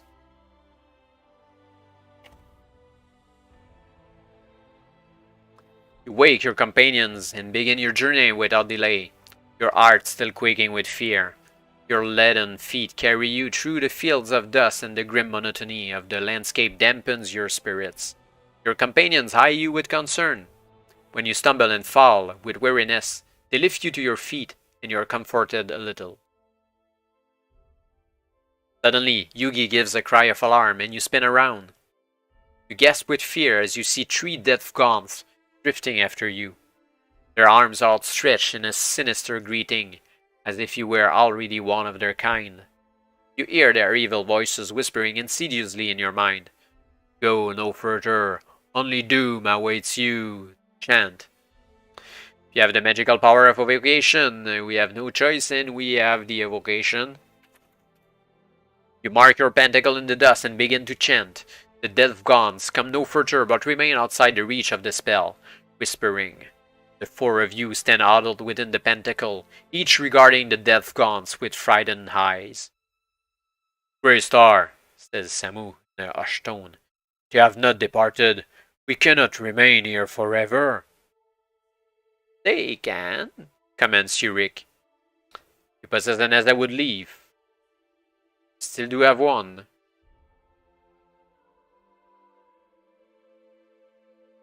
Old Kundi have idea, says Yurik suddenly. He produces a small hollow sphere of metal, which is attached to a short metal chain. Give me azalewood leaf, he demands.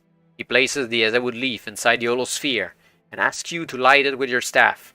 As the smoke of the slow-burning leaf begins to drift up from holes in the sphere, he whirls the ball above his head.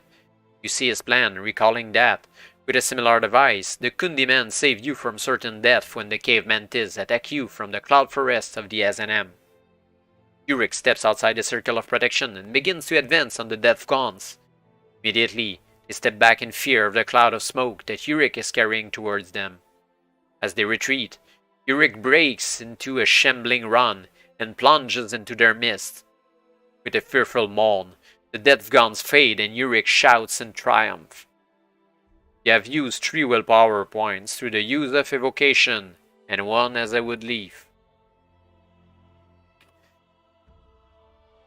Down, down it goes.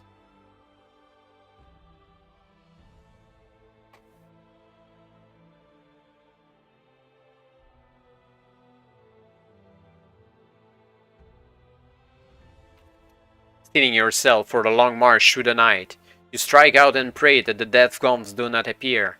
You are already tired, and the chill fever that the death notes, if inflicted on you, is wearing down your resistance.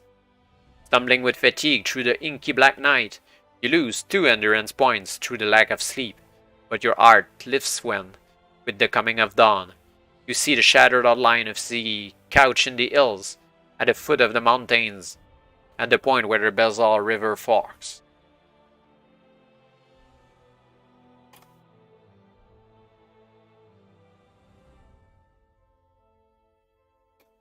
Standing before a crumbling bridge that crosses the left-hand fork of the Belzar River, you gaze, awestruck, at the desolate sea that rests beneath the shadow of the mountains.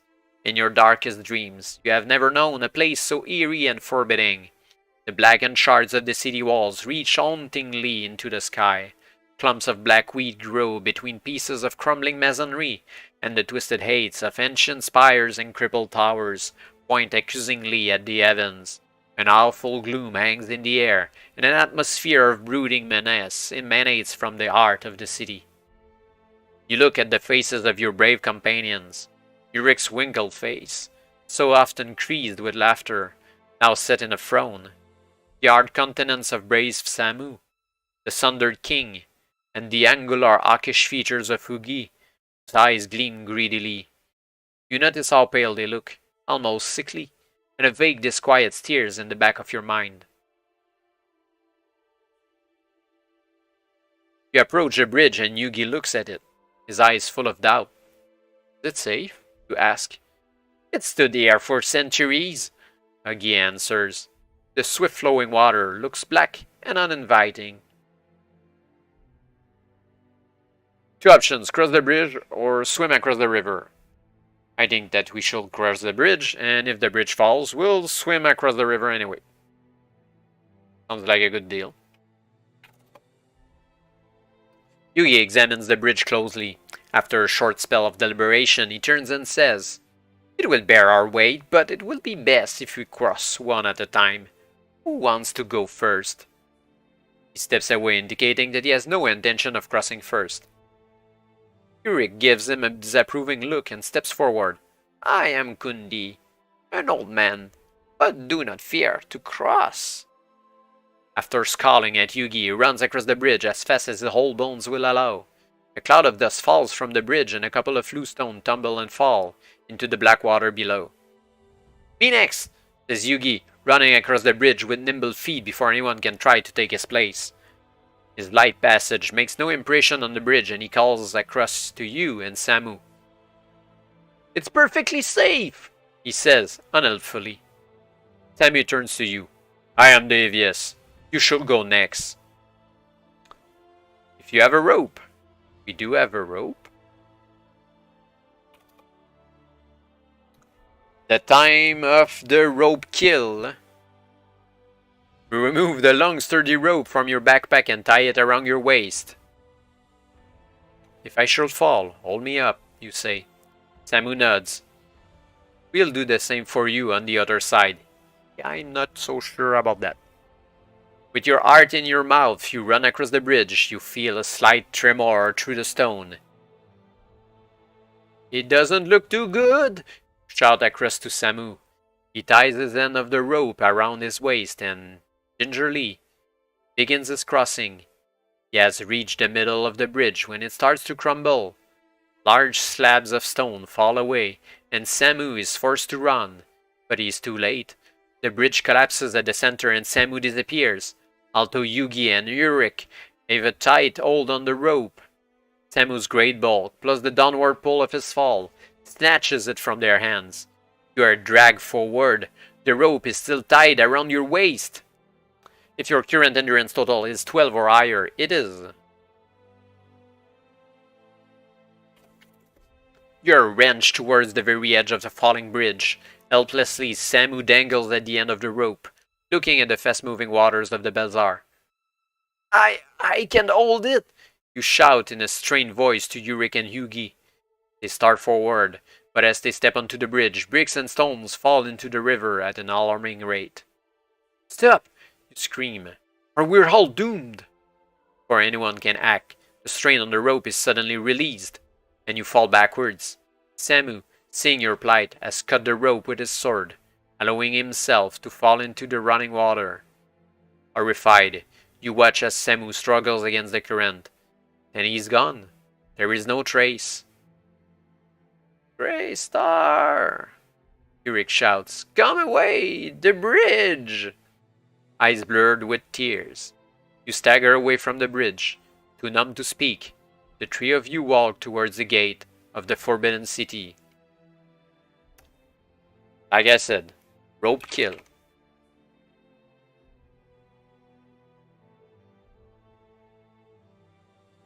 The ropes are so bad in this universe. Come to the remains of an elaborate archway carved into the city wall. The gate collapsed long ago and the street beyond is bleak and deserted. You take a deep breath and start forward. You have taken one step when a voice cries out, Who goes there? The head and shoulders of a bony old man pop through a window high above the shattered gate. He regards you suspiciously with wide, bloodshot eyes. His filthy, matted hair hangs down over his shoulders, and he waves a broken, rusty sword. Speak now! He continues. I can't open the gate until you tell me. Puzzled, you look at the archway and then up at the grime-encrusted man. You can see no gate. Two options: we can humor the gatekeeper, or simply ignore the ravings of the old man.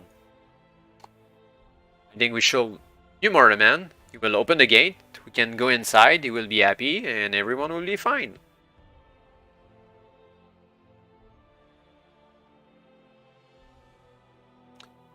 We are friends, gatekeeper. Open up now, say uncomfortably. State your business, the gatekeeper replies.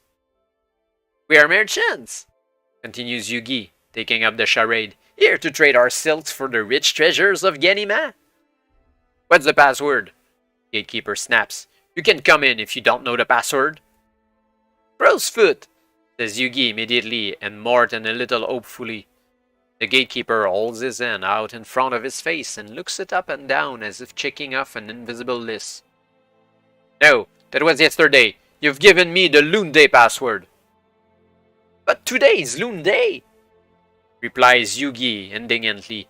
It is, says the gatekeeper astonished. Mutely, all three of you nod your heads. Very well then, you may pass. The gatekeeper vanishes and moments later reappears in the archway, lifting the non-existent bar on the non-existent gate and ushering you with a show of great respect.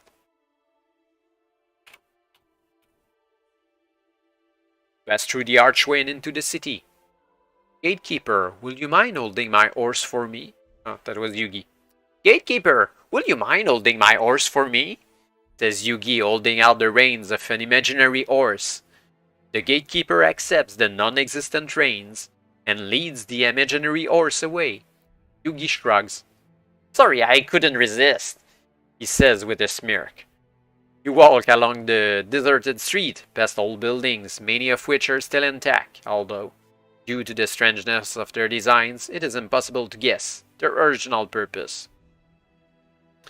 You can either explore one of the buildings, or continue along the main street.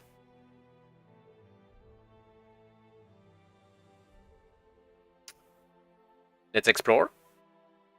Here to explore. You approach a tall, dusty building with a high domed roof. You turn the door handle. Nothing happens. It is locked. As you release the handle, you hear the scuffle of naked feet coming from behind the door. The thief, Yugi, produces a large set of keys. Do you want it open? He asks confidently. Can either open the door or use power of prophecy that we don't have, so no other option than open the door. Yugi selects a key and opens the door with consummate ease.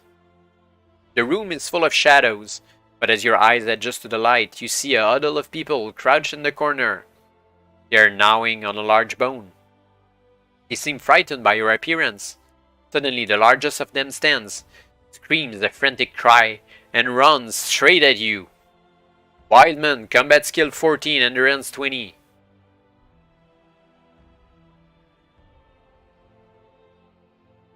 So that's a combat ratio of -4. We have no willpower for this fight.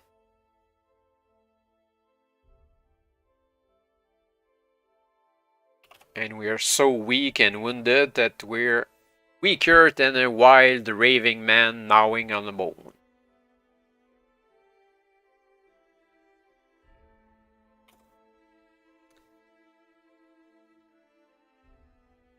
Will be a hard fight, I think, and actually since we can't use the staff, it's a -6 combat ratio, so -10 actually.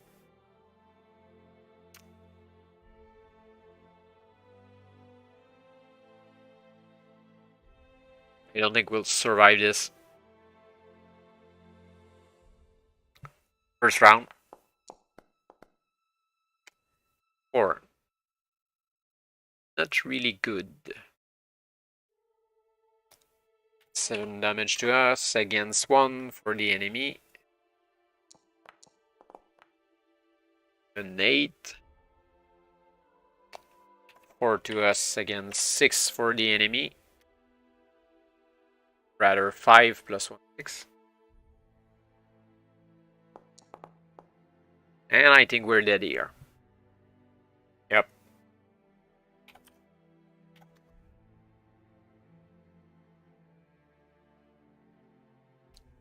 I don't see how we can win any fight with so few willpower. So we go back and continue along the street instead of exploring the buildings. Walking along the dusty street, a sudden prickling sensation at the back of your neck warns you that danger lurks nearby. Feel as if 100 pairs of eyes are watching your every move. 2 options. If you possess the magical power of prophecy, you don't. Well, there's only one option then. Suddenly, a wild, dirt-encrusted man, clothed in tatters of dusty rags, jumps on you from the roof of a small building on your left, sending you sprawling to the floor in a cloud of black dust. With an animal hole, he attempts to tear out your throat with his bare teeth. Owing to the surprise of the wretch's attack, subtract 2 from your combat skill for the duration of the fight. The Dead City Wretch, combat skill 15.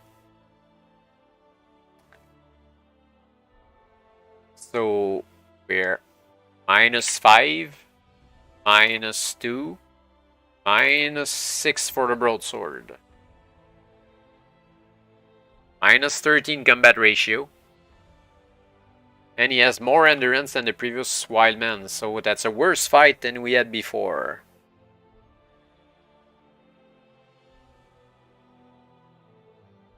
Possible to survive that. At 3.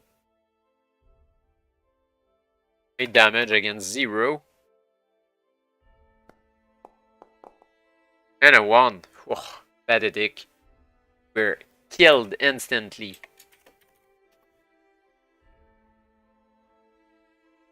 Okay, so if we go back,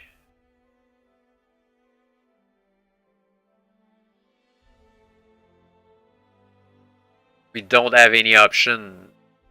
Enter the building or explore the street. Both leads to a fight. And we die in both fights. So I think we'll go to the buildings since the fight was easier. And simply win the fight and go through.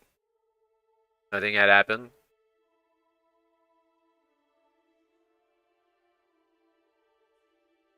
So it's the fight against the wild man in the building, gnawing a bone.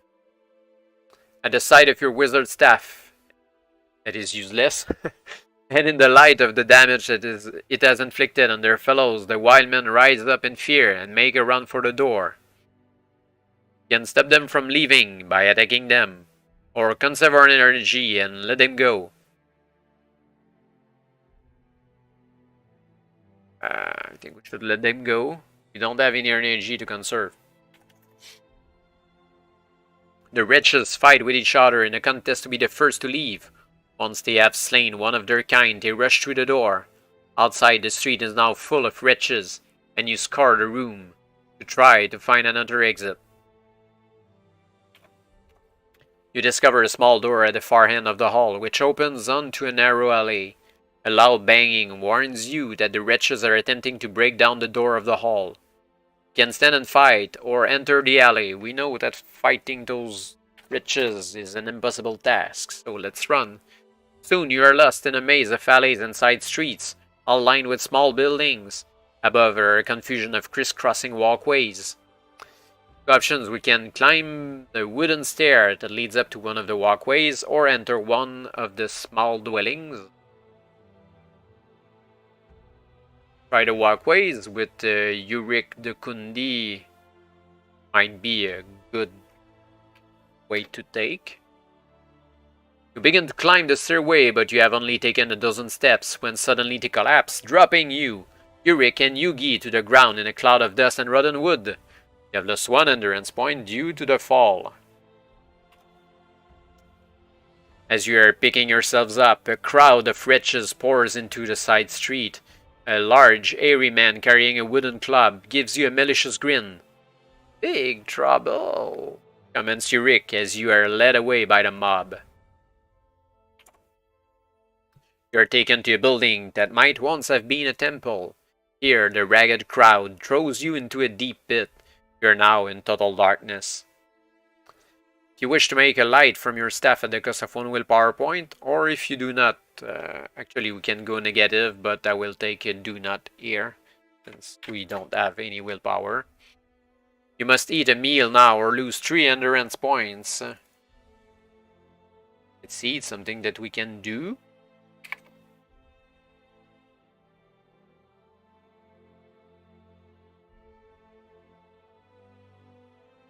Time passes, and soon you lose track of the passing hours in the pitch dark. You curse your ill fortune, thinking that you will have to use the power of your staff to blast a way out of your prison. But you are feeling weak, and still you have to reach Desolation Valley, which is bound to hold other dangers for you. You are roused from this moody reflection by the sound of shouting voices and the noise of a struggle from above. Suddenly, the door of your prison is thrown open. Looking down on you is the broad smiling figure of Samu, bloodied broadsword in hand. "But how?" stutters Yugi. "The river carried me way downstream before I was able to resist its current," says Samu. "I've been looking all over for you. Fortunately, I was nearby when you were captured. I saw them bring you down into this crypt."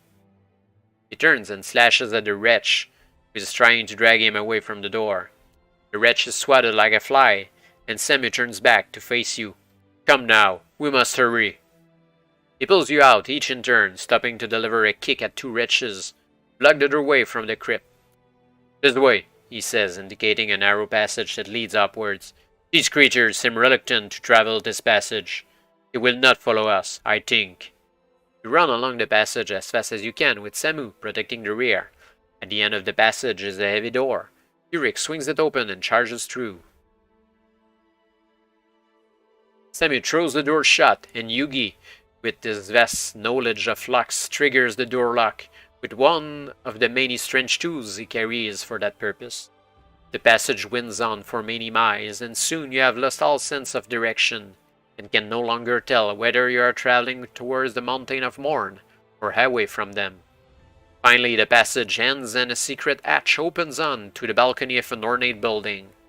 The balcony overlooks a vast hall, where you witness a strange sight.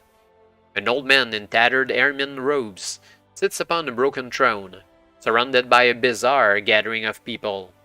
2 guards in rusty armor stand either side of him, as the ragged assembly of mad courtiers dances a stately pavane without music. 2 stairways lead from either side of the balcony into the hall, and these are the only exits. It is impossible to walk down these stairs without being seen. You can walk down the stairs or charge through the strange court. We have Samu now, but we can fight. So I think we should simply walk down the stairs and see how it goes. You descend the stairway with as much dignity as you can muster. The dancers continue as if your appearance were the most natural thing in the world. The old man gets to his feet and waves a regal hand. "Welcome, friends. Welcome," he says. "Your arrival is most timely. The banquet is about to begin. Pray tell me your names." His mad red-rimmed eyes glint dangerously. You can either continue the bluff or make a run for it. Should continue the bluff, it worked with the gatekeeper. Yurik gives you a look of bewilderment. You nod confidently as if you know exactly what you are doing.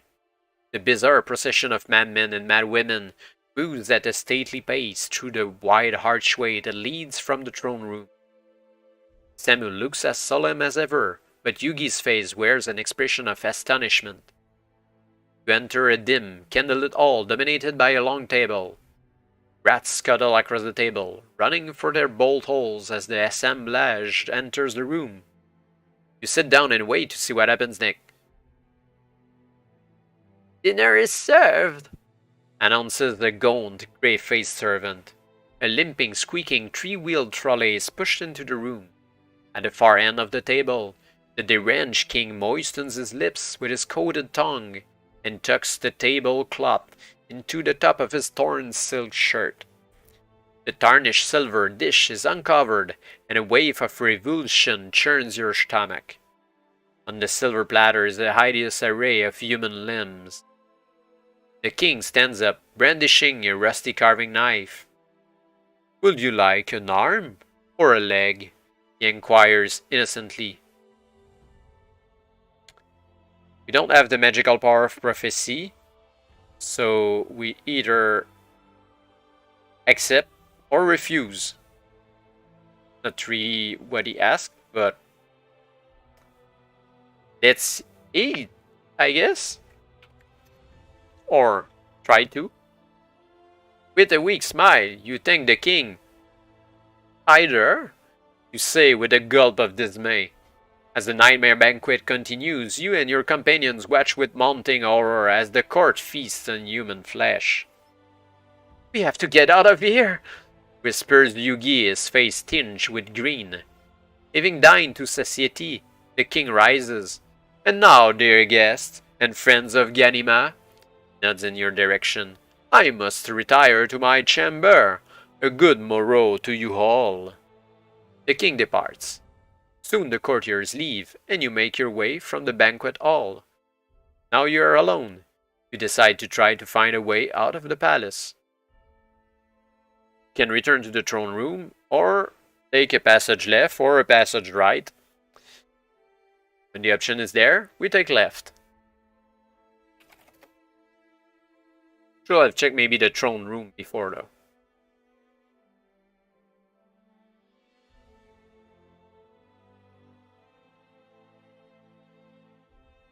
Yeah. Go back. And throne room. The room is dark and empty. You can see no other way out of the throne room and turn to leave. "Wait," says Yugi suddenly. "I don't... Yes, I'm sure." "What's up?" says Yurik. "Thief go mad too?" Yugi traces the line with his finger along a panel in the wall behind the throne. Suddenly the panel swivels to reveal a passage leading down. "I thought as much," he grins. "The gap looked too wide. It reminded me of the great tomb of Nogurin, far to the east in the Shuri Mountains." Before Yugi launches into a long dissertation on his past criminal conquests, you step forward. Into the passage, you order, and dutifully, the Elf Island. Passage has been carved from the bedrock of the Mountains of Morn. At the end of the corridor is a wall of fire, burning with a fierce intensity. You step deep in top. How are we to pass through that? It was Samu. How are we to pass through that? Samu asks. You have the magical power of elementalism or prophecy, or we can fire at the wall with staff, or we can simply pass through the wall of flames, no question asked. We don't have willpower, so let's run through the fire. Through the fire and flames. This wall of fire is nothing but an illusion, cast long ago by the wizard of Taklakot. Something of great importance must lie beyond this stone doorway. You pass through the flames, and as you cross the threshold, the flames simply melt away. You have dispelled the wizard's illusion. Simple as that. You're standing in a huge cavern. Eyes gleaming greedily, Yugi shoulders past you and runs headlong down the carved stone steps that lead to the cavern floor. "This must be the place," he says excitedly. Immediately he begins to search the chamber, scrabbling among the rocks and debris, and then, with a jubilant cry, he unearths an old and rusty chest. In an instant he has removed his wallet of thieves' tools, and, with practiced ease, sets about the lock. Swiftly he masters the challenge, flicking open the lid with a hungry look. His face drops. "Books!" snarls contemptuously. You walk over to his side and peer down at the leather-bound tomes. A closer examination reveals a shocking surprise. The cover of the tome is emblazoned with a Shianti rune. A deep dread stirs in your heart as you slowly translate the meaning of the symbol. Shazarak. Symbol can mean but one thing. Your mortal enemy, Shazarak the Witch King, is a Shianti master. You can keep the book and mark it on the action chart as a backpack item.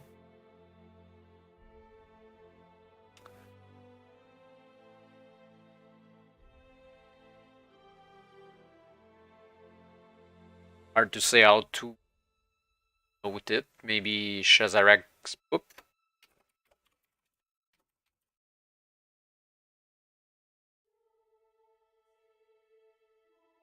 At the bottom of the chest, you notice a slender black rod with the rune of Shazarak upon its silver tip.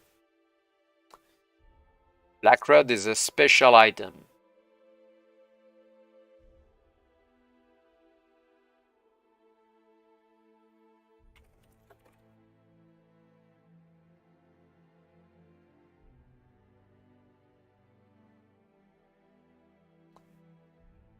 Meanwhile, Yugi has buried himself with his search for gold. Busied himself with his search for gold. "No gold! Nothing!" he blubbers. "Come now, we have no time for this, Yugi. Is there another way out of here?" Disgruntled by the lack of treasure, Yugi ambles to the far side of the cavern and points to an outcrop of rough-hewn granite. "Here's the door," he says, "but it's magic locked. A problem for you to solve, huh, wizard?" Can use the power of psychomancy, power of prophecy. You have the power of sorcery and 3 or more willpower points, or insufficient willpower points to use any of these powers, which is the case. Gradually, you become aware that the temperature is dropping. A chill wind rises from nowhere, and a shiver runs down your spine. But it's not the cold air that causes you to shake. It is the familiar presence of a death gaunt. It materializes in the center of the cavern, close to where you stand. "Welcome," it hisses menacingly, its icy talons clutching at your life and soul. You fight to hold on to your life, but it is a fight you cannot win. Here, in the chamber of Shazarak the Witch King, the death gaunt draws on a power that you cannot resist, and swiftly you are borne away from the realm of the living. Your life and your quest end here. Again. So we don't have any other option than to cheat the fact that we have enough willpower for one of those. Sorcery costs too much, so psychomancy or prophecy. We don't have prophecy, so let's go with psychomancy. You place your hand upon the door and concentrate hard. The key that opens the door is the black rod. The use of this magical power has cost you 1 willpower point.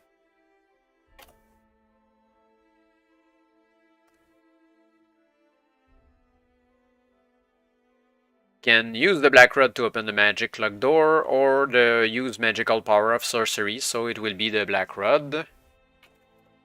You raise the black rod and point it towards the door. Willing the door to open, you notice a thin beam of yellow light strike the surface, and silently it swings open to reveal another passage sloping upwards into the distance. Can pass through the door or stay where we are. Choice but to go forward. Climb the steeply sloping passage. An hour passes and Yurik begins to sniff the air. Shadowgate drawing near, he says. You increase your pace to match the quickening beat of your heart. At last the passage opens onto a small circular cavern. Exits led north, east and west.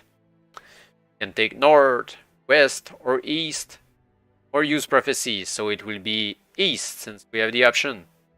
Always towards the east. You follow the dingy passage as it wends its way through the slate grey rock. Soon you reach a wider cavern, where the ceiling is much higher. In the faint glow of a swarm of mine flies, you make out a staircase that ascends to the surface. Shafts of moonlight shine down the stairwell, twinkling on the wet stone steps. By the stairs you notice a large sack propped against the wall. You can examine the sack or ignore the sack. See no reason why we should ignore the sack. Unless there's a dead gaunt hidden inside. You tip the contents of the sack onto the rough stone floor. The moonlight illuminates a grisly assortment of bones and skulls. Yugi wanders over to your side, his curiosity aroused by the promise of plunder. He kicks the tangle of bones and uncovers a small velvet pouch. Eagerly he snatches the bag to his chest and rips open the drawstring. The little sack contains 5 nobles and a gold flute. Yugi grins, his teeth glinting in the ashen light as he swiftly pockets the money. He offers the gold tooth to you as your share of the loot. It's a special item. Like something that will have a lot of value later down the road.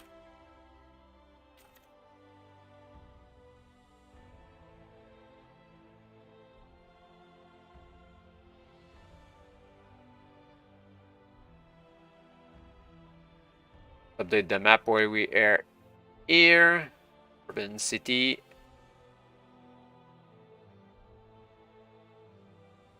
The others are getting restless. They are eager to reach the surface. Without further delay, you lead them up the stairs. Cautiously you ascend the staircase, taking care not to slip on the slimy steps.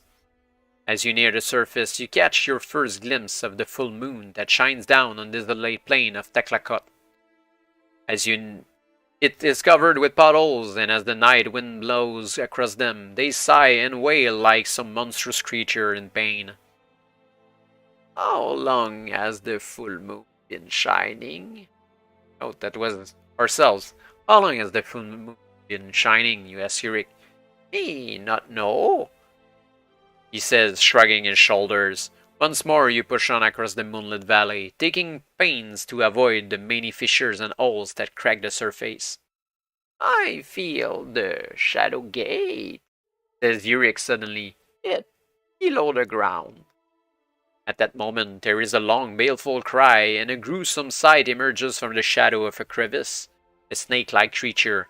Its body is bone-white and skeletal. Screeworm! Breaths Yugi, his voice shaking with fear. Can stand and fight. I'm not sure we can do that actually. Or evade it. Let's evade. Samu can do the job. You turn and run across the plain, half dragging Yurik along with you. Where is it? Cry desperately. Down! Below our feet! I feel it, but I cannot see it! The scree worm slithers towards you, and Samu battles the monster as it tries to coil around him.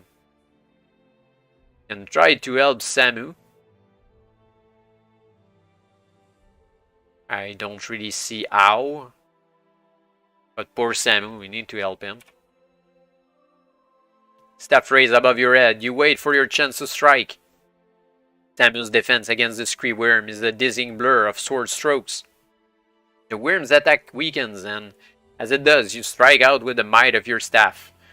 A bolt of power shudders through the fearful creature as its body tenses before flopping lifelessly to the ground. And it costs one more willpower point. Disdainfully, Samu gives the carcass a kick and the creature disappears through one of the potholes that litter the desolate plain.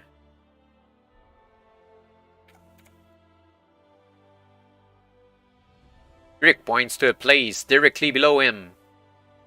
Here, he says. It is here. There is no way down other than via the potholes. Another scree worm slithers out of one of the holes and crawls towards you from out of this shadowy lair.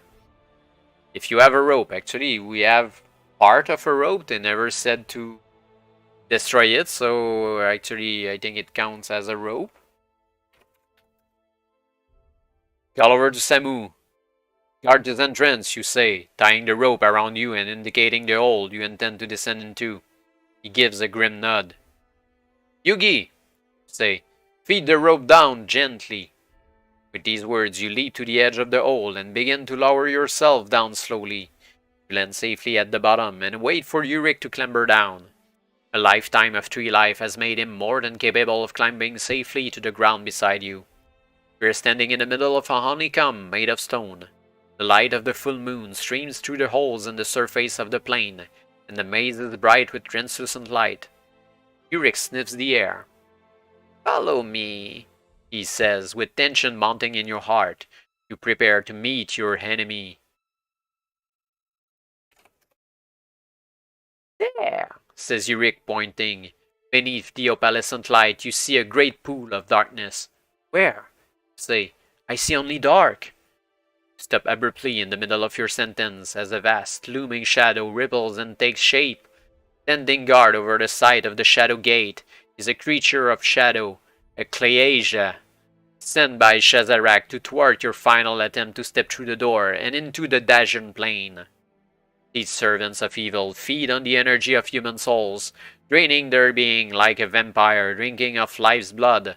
Cowering with the black light of the Cleasia, you see Tanith, tormented prisoner of Shazarak and victim of the Cleasia. If you wish to fire a blast from your staff, we don't have willpower, magical power of sorcery, and the mind gem, or the black rod.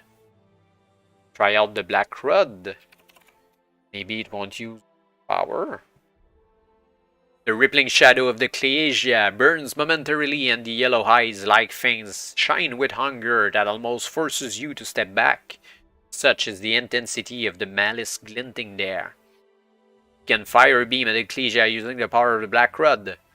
Throw the black rod at the Cleasia, or give the black rod the Cleasia. That's so weird.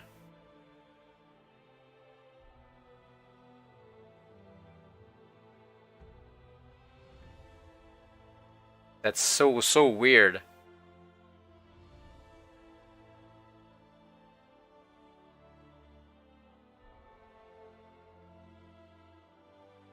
I'm not sure that we can fight it.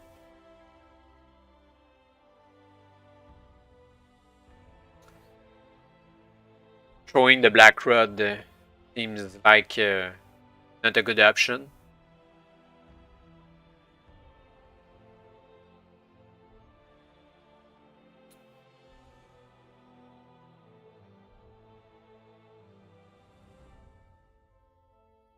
And if we give him the black rod, what the creature will do with it.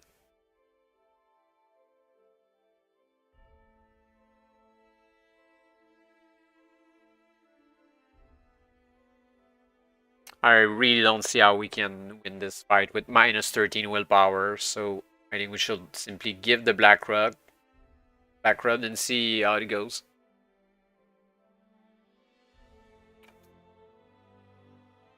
Actually, if we give him the black, maybe both options can be a winning one.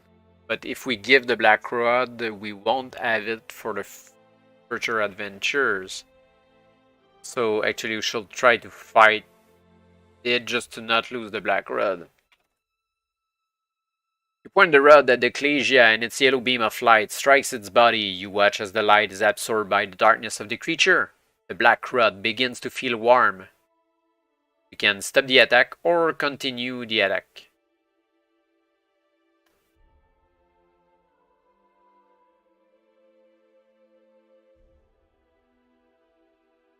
I have the impression that the black rod will just blow in our hands.